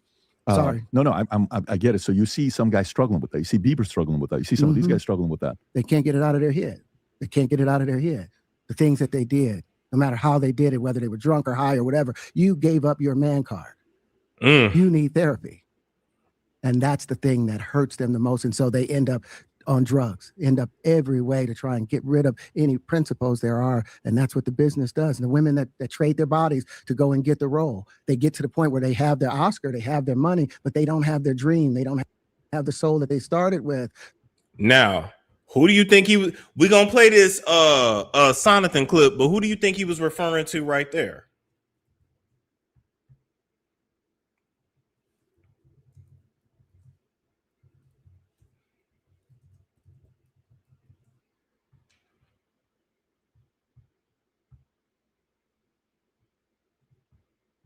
The Oscar goes to Halle Berry and Monsters. Every nameless, faceless woman of color that now has a chance because his door tonight has been opened.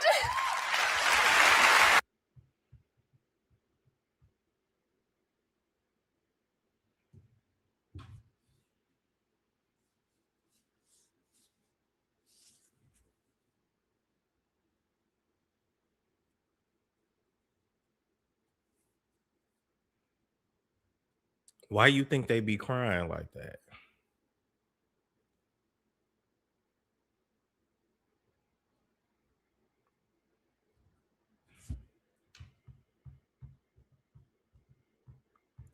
All right, back to this. So it's like achieving don't mean anything.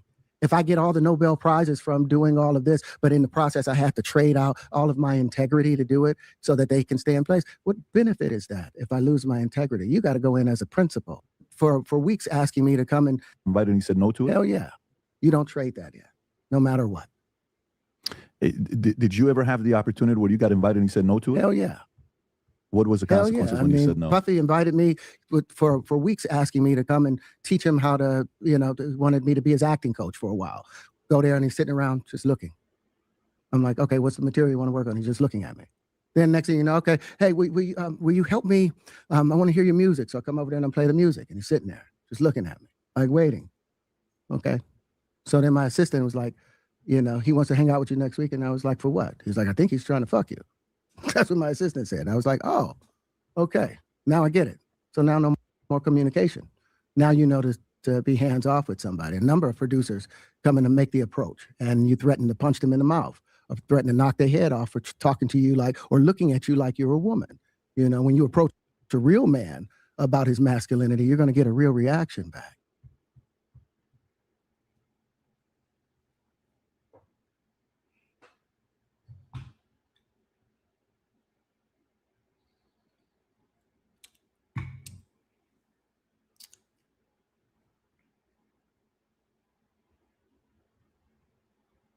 Okay.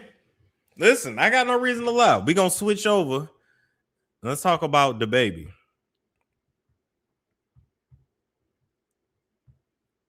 The baby speaks out about being canceled.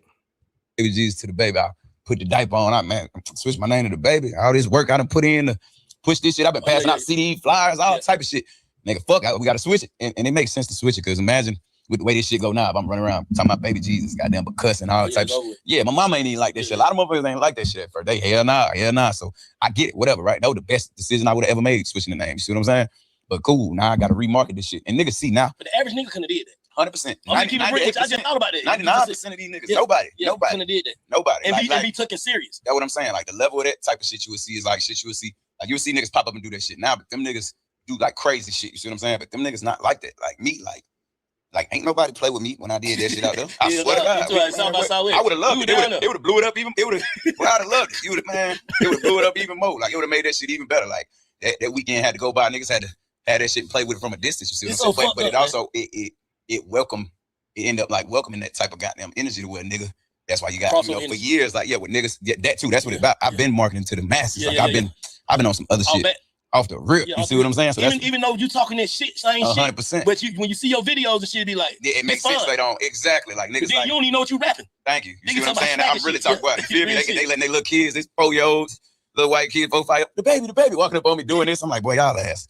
Goddamn, I come out there, crowd full of white people. First nigga play, I'm gonna body a nigga. I'm like, well, these niggas, I'm looking back at my niggas shaking their head like, you let these niggas say nigga. You're right, you feel me? But it's like, you know, that's how it go. But it end up like, you know, letting niggas feel like they could play in it. And that's where you get them situations that I didn't navigate it through how I navigated through in front of the world, because niggas think shit's sweet type shit. You see what I'm saying? Nigga want to catch one. That we call them, bro. I want to be one of them the babies, boy. Come on, not one of them type rap niggas, right?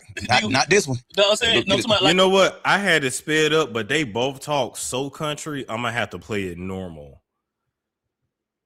cause the host, I'm pretty sure he's from Atlanta. The baby from North Carolina. I can more understand the baby. Atlanta's accent always threw me off. It always sounded like a mumble.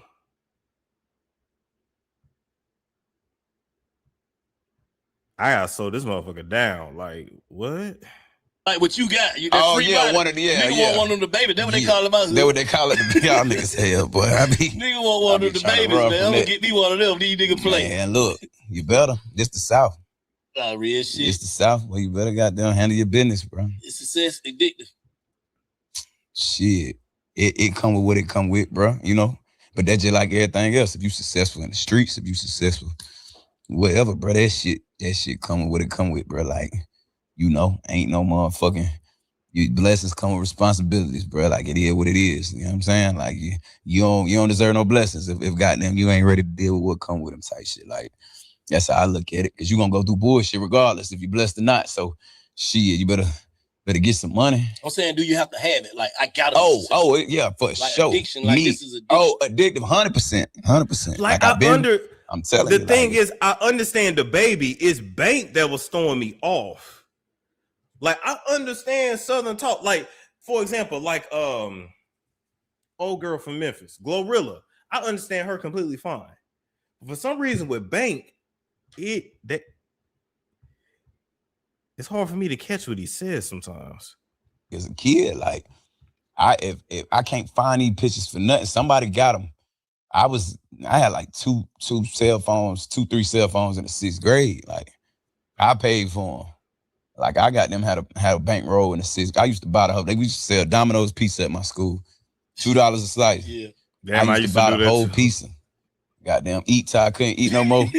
Break bread with my nigga, with my partner, and let everybody fight over the rest. Goddamn. And you know what's crazy? I can't stand when they do that. Trying to take over the conversation. We here to listen to the baby. I don't want to listen to you, Bang. I feel like if you really want all the attention on you, then you just have a show where it's just you talking. That annoys me.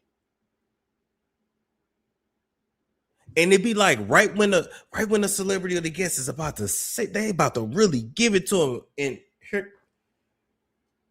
here they come over talking to him. Shut your ass up.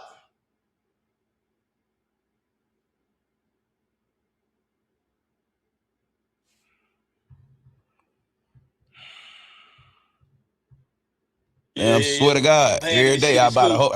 Man, I've been getting to it. I was gonna sell something, some candy, some whatever. I've been a hustler all my motherfucking life, so I respect I'm gonna get some money. Like, that's one thing I always did, was get some money. You know what I'm saying? So, you know, I just translate the same hustle I just put it into this shit. It made this shit sweet. Like, you feel me? And when I'm in the space I'm supposed to be in, like with this project, right, with this album, like even the way I rolled it out, like you motherfuckers can see it. Like, I'm on your ass all day. I'm in your face all day. Them all your ideas too, right? That's me 1,000%. Yeah. 1,000%.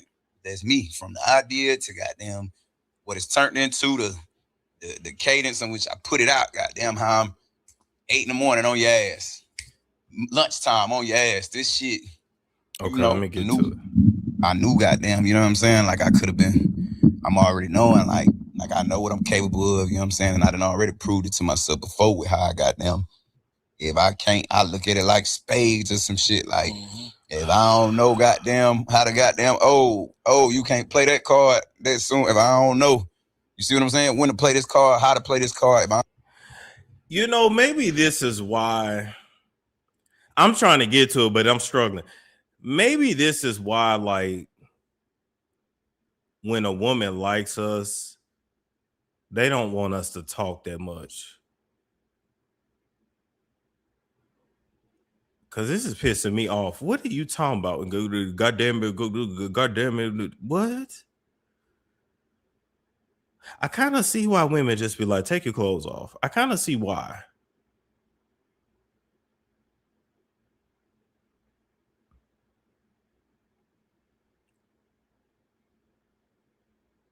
That was like 6 minutes of hot garbage.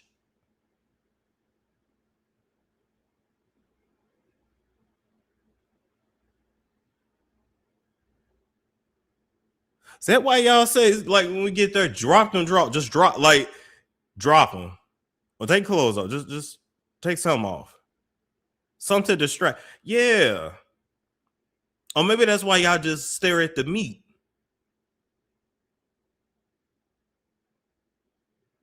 I don't think we're meant to talk to each other.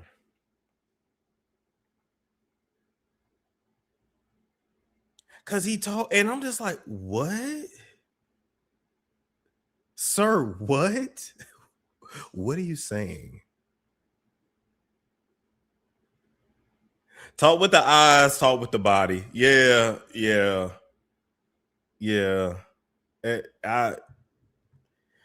Okay, we're gonna try this again. I don't know how to smack them bitches on the table like this. If I ain't playing like that, I'd rather be goddamn sitting back with my drink in my hand, goddamn, watching, goddamn. Okay, boom, oh, y'all like that? Okay, cool. You supposed to handle that like that? Okay, cool. When I sit my ass down,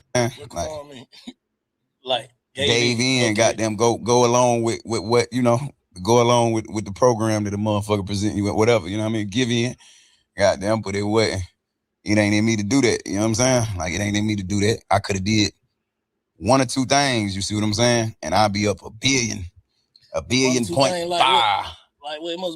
Like goddamn be a poster child for some shit that I ain't signed up to do that. I ain't basically be a poster child for some shit. I ain't signed up to do that.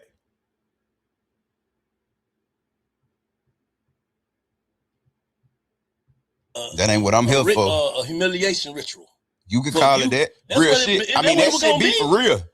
That shit be for real. But like, you know, when you get to when we get to getting into it like that, so you gotta really know, like, a lot of these niggas just talking. It'd have been worse. You can't say you've been up a everything. They just talk. Shut up, Bang. Shut up.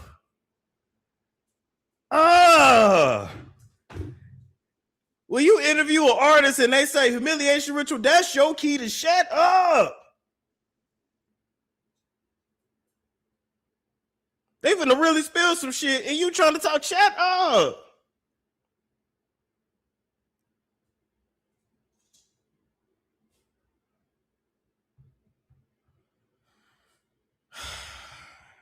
Yeah, but you couldn't say you'd have been up $1 billion. It would have been worse. No, 100%. It would have been worse. worse. Why I ain't, you feel me? Fuck that billion. Better. Fuck that billion. Yeah. Bro, fuck that billion. I ain't tripping. You see, these niggas got a bit out their motherfucking mind out here. These niggas lost it. Can't goddamn, you feel me? Look themselves in the mirror. These niggas, boy. You talking about, have you ever goddamn needed to cry? Them niggas crying, boy, every day. I'm out this, I feel great. About it, boy, you blessed. King, I ain't gonna call you boy. You blessed, King. Talk to me. You right at that level. I'm telling you. To where you gone over, do or die. Bro, I'm telling you. And God made you say what you said. Oh, God. Oh, Lord. Now he,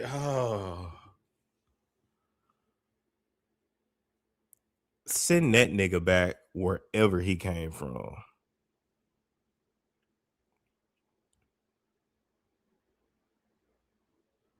Then you see how I told you, men only respect other men He said, boy, then he said, no disrespect, King. Okay, Bank. Okay, Bank, you better submit. You better submit, Bank. The baby wasn't even tripping off that. But he corrected himself and said, oh, nah, King, okay. You better submit.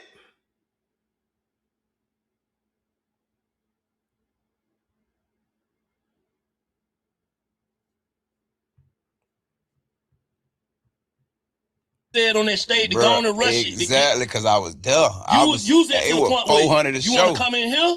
I swear to God, that's exactly what that was. And You see, swear? these niggas, bruh, I can't nobody. I don't know nobody in my era, right, that came up when I came up. Damn, he was making $400,000 a show. Wait a minute. If you make $400,000 a show, damn, I need to start rapping. How many shows was the baby doing in a year before being canceled? Let's see.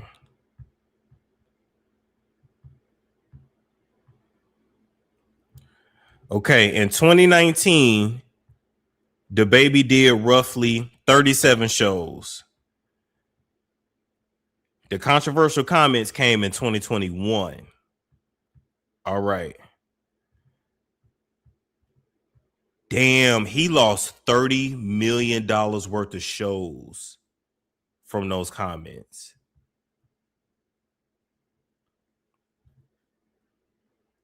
Oh, I'd have been sick over that shit. Okay, let's say 400,000. Let's say you do 37 shows in a year. That's 14.8 million. Damn. That's why they be on the road. Okay. No, that makes sense. Like in the music, right? I could tell you about this shit. I'm telling you, I could write a book. That's how this shit go for real. Like, so You when saying see it with other motherfuckers. Hold on, I'm gonna keep. Go ahead, talk to me. Do your I thing. need to hear this. You said that you kind of felt. Ain't no kind of. Well, you saw with your own two eyes. Yeah. That if I wanted to make it, the world saw it. That's the thing, but they just, it get put in the media, all this shit. Man, this what America made on of media propaganda, all that type shit. Like, we'll go down a rabbit hole talking about this shit, but this real knowledge. Like, this what niggas need to know. Like, you can take it as far back as you want to. A lot of niggas them went through this shit and they gonna spank you. You get what I'm saying? You don't play ball, you gonna have to go through it. You see what I'm saying? And the strong gonna survive, and you gonna goddamn navigate how you navigate. I'm just a hell of a nigga. I'm a different type of nigga. Like, I'm like, fuck that. You know what I'm saying? You having too much influence. Nigga, yeah. You having too much influence. My at that name time. Toby. It ain't Kunta Kinte. Is it Kunta Kinte? It ain't Toby. Whatever the fuck you said. You feel me? I'm nigga. Let's do it. You know what I'm saying? Chop my feet off. Let's do it. I can't do it. You feel me? I can't do it. But that's definitely what it was. Like, all I had to do was. So I guess I don't know how it worked on the other side of it, but motherfuckers saw an opportunity to get me to goddamn, the spearhead or whatever, to push whatever agenda, whatever it was at the time, whatever. Wow.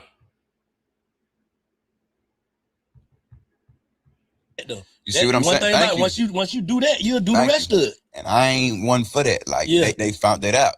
Most niggas that is, as talented as I am, or they can they can get to where they got #1 global records and got these type of fans, all different races and age groups and all that shit. They be different type of niggas. They don't be no me. You feel me? Like, they be different type of niggas the way, they'll do that to goddamn, I wasn't never with the cool kids club, the who's. I wasn't never with the parties where the niggas got the shape. I'm not either. I ain't gonna hold you. A lot of even this industry of like the YouTubers and shit, like, I don't get the invites to certain parties, or I don't get certain but I'm cool with that. I am so cool with that. Hey, so I know I'm late, but can you look up the link on LA Reid talking about how he discovered Usher and that Justin Bieber was beautiful like a woman? What? Oh, Lord have mercy. L.A. Reid, how he discovered Justin Bieber.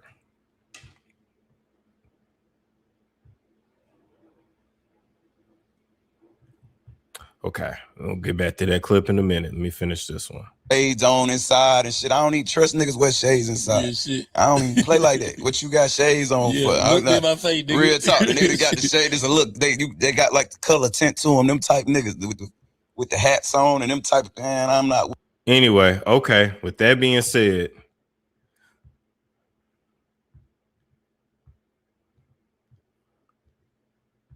okay, how L.A. Reid discovered Usher and Justin Bieber. He discovered Usher when he was 14, right? Yeah.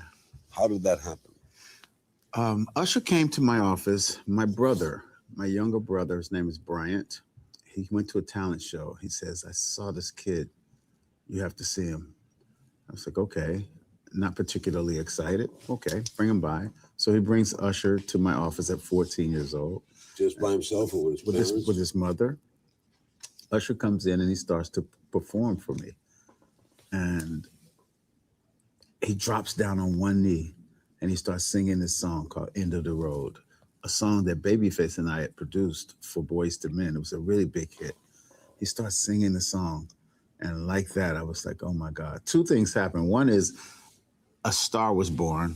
And two, I really knew what my calling was that day. I was like, now I know what I'm supposed to do. I'm supposed to do this. I'm supposed to find guys like Usher. You know, because it was the greatest feeling in the world. Did you record him early? And I recorded him at 14 and all of his career. And he's had some career. Here's the beauty. The best pay it forward story of all time. I signed Usher at 14. He brings Justin Bieber to my office. Justin is 14. And I signed Justin also, right? And so literally hand delivered. That was like, it was a beautiful thing. Watch new episodes of... Okay, he said it was a beautiful thing. I mean, it's just enough that Usher got signed at 14 and so did Justin Bieber. So what we really learned, what we have really learned is that Justin Bieber was supposed to be Usher's replacement. Really think about it. Justin Bieber was supposed to be the white version of Usher, new blood, new booty. It makes sense. It is giving Ghislaine. Yes, it is. Yes, it is. Very much so.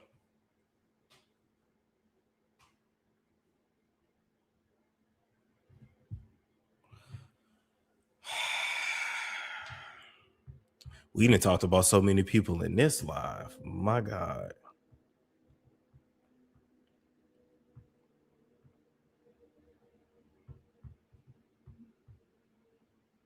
Right, because they age out and need a replacement. Big facts. Not new booty. Look, it's new booty. It's what it is.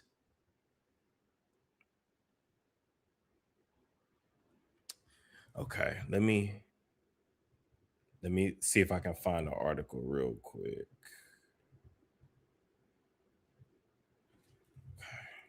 L.A. Reid calls Justin Bieber beautiful.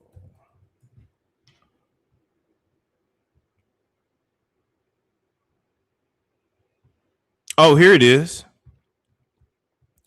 Okay, Yahoo article from February 7, 2016. L.A. Reid says Justin Bieber was beautiful, like a woman can be beautiful. Well, you were not lying. There it is right there. We ain't got to say no allegedly. That's right there.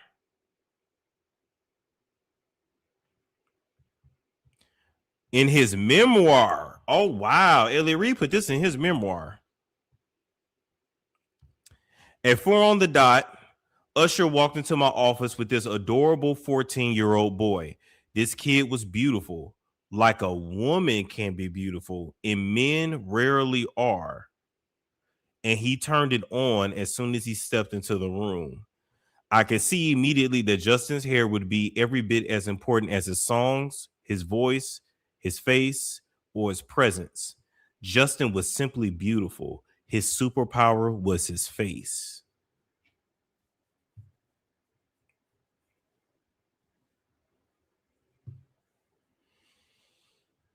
Well, there it is.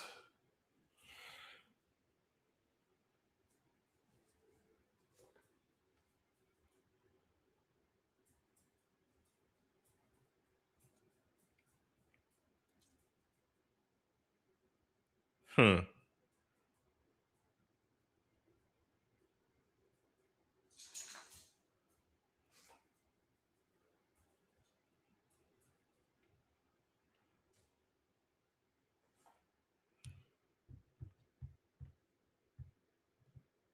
Okay, hold up. Ellie Reid sending Usher to Diddy.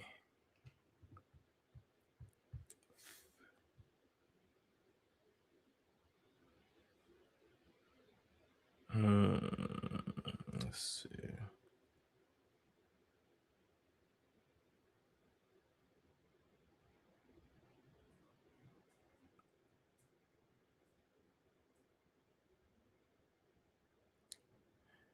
Actually, I want to play this clip right here. Hold up.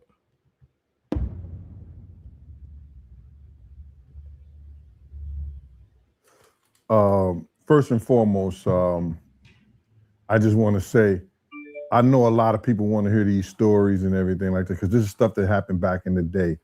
And then maybe that if they knew there was going to ever be a YouTube, or they knew there was going to ever be social media, a lot of the stuff probably wouldn't have got played out like it did.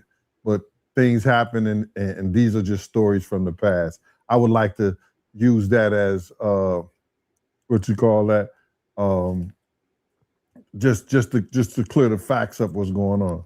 But it all started, we was in Atlanta.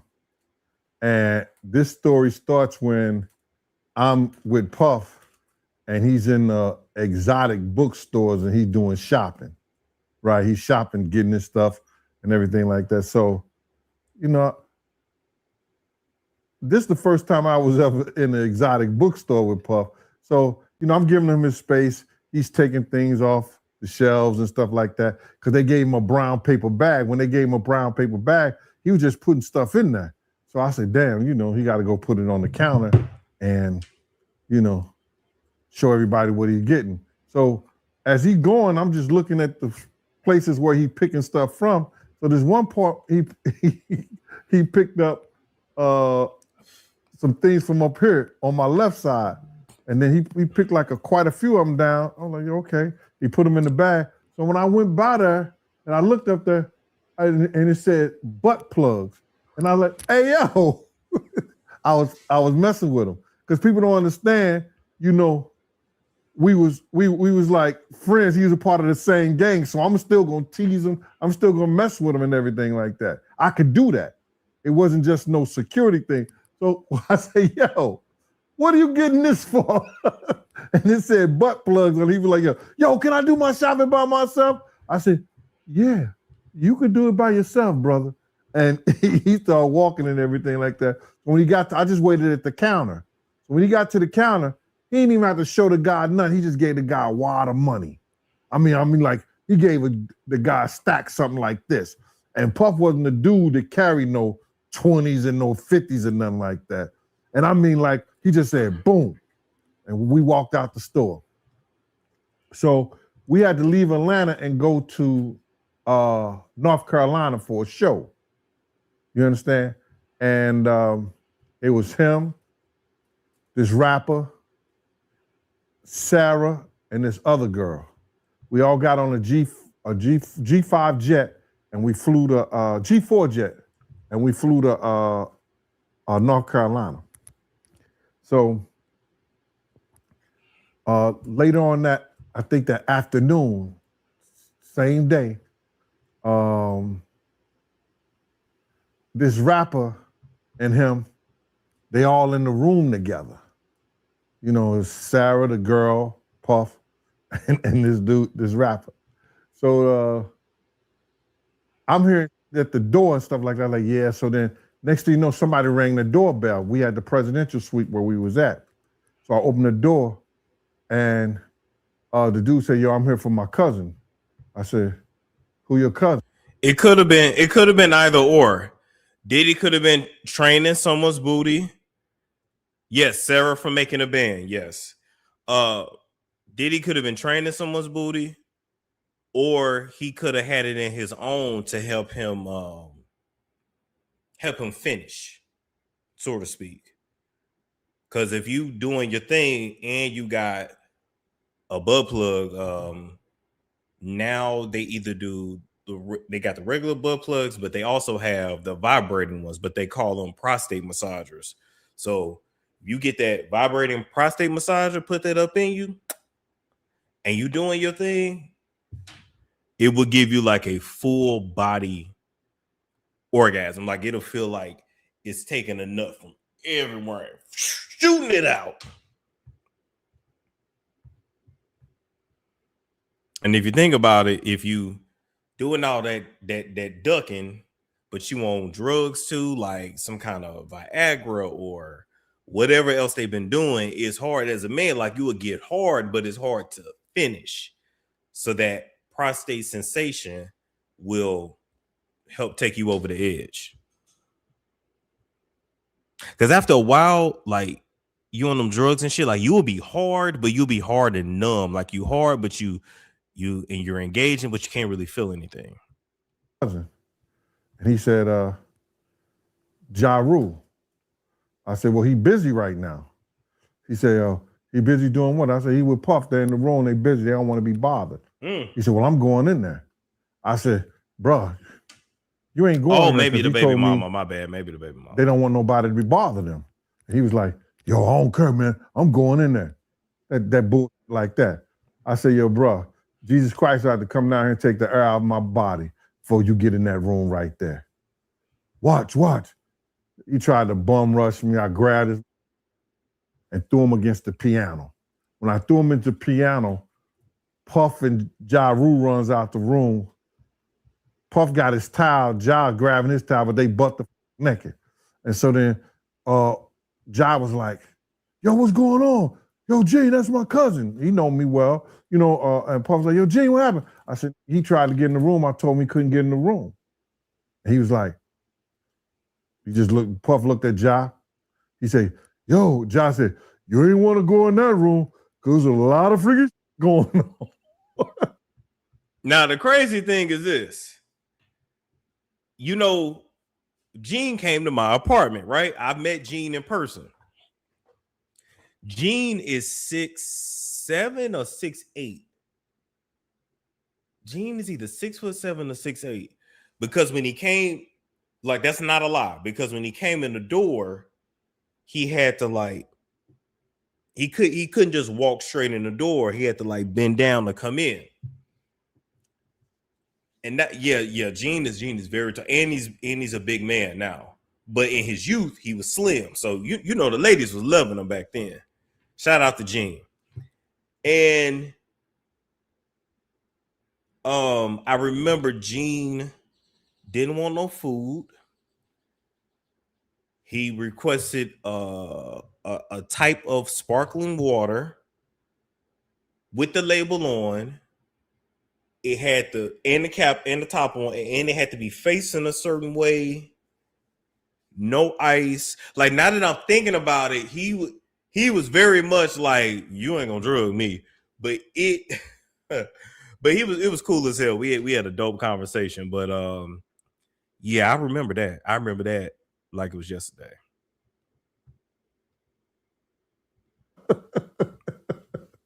So I was like, oh, you said it was a lot of freaking going on.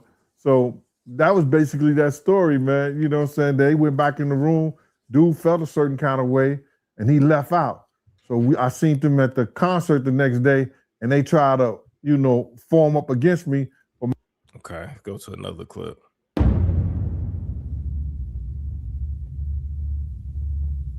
In the last interview me and you did, you said that Diddy and Kim Porter were swingers, and a lot of people was wondering, yo, in the comment section, how do you know that, yo? Like, was you doing security when they was doing that or something? Because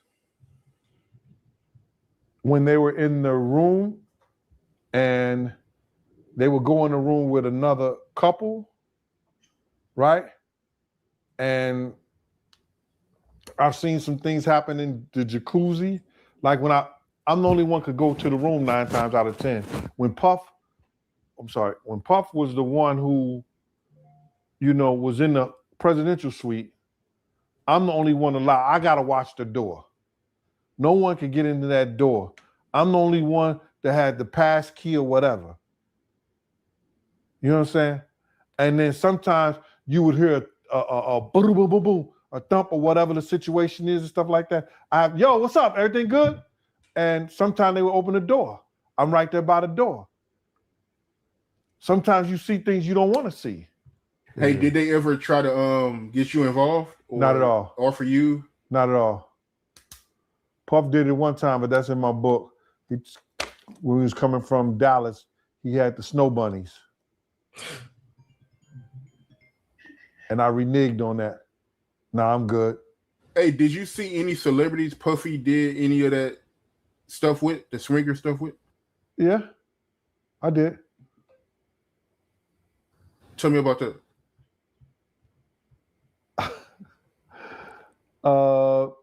I think I told you about that. One time, him and him, Sarah, and this young girl flew from Atlanta. Okay, we heard that story now. Okay, we ain't gonna repeat stories. Let's see.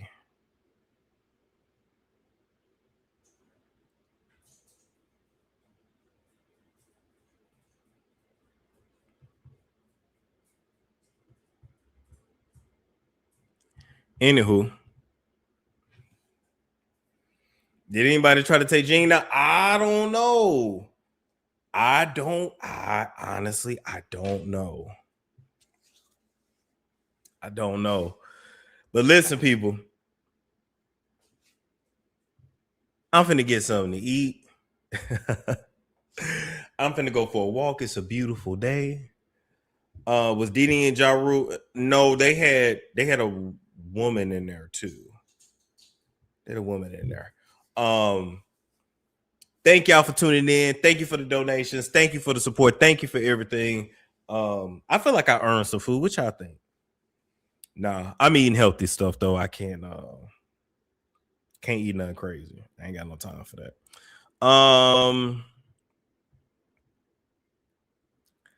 Any other comments before we get up out of here? We end up doing 2.5 hours. I didn't even expect to be on this long talking about Usher and Justin Bieber. Oh, Nicole, I believe I received your cash app. Hold on, let me look. If I didn't read it off, I apologize. Let me go back and look. Oh, okay. It was the last one that came in. Thank you, Nicole. You said, I need that book, sir, expeditiously. Thanks. Okay. Oh, that's sweet. Yeah, I got to work on that this weekend because y'all are intrigued. And a lot of these stories, people then forgot. A lot of these stories, these celebrities have had the internet scrubbed, But I'm going to take y'all back like old school. Like, think media takeout days, Think the very inception of YouTube when celebrities used to get on here and say wild shit, do wild shit. Seriously. All right. Like, comment, subscribe, share if you care. If you are in need of spiritual help, DM me or email me because I know somebody. We would definitely be back later. I just got to eat and then give me a good walk in. And then we'll come back. Oh, you want Christos? Okay, we got some stories on him too. All right. Like, comment, subscribe, share if you care. I will catch you all later. It's a storm show. It's a storm show.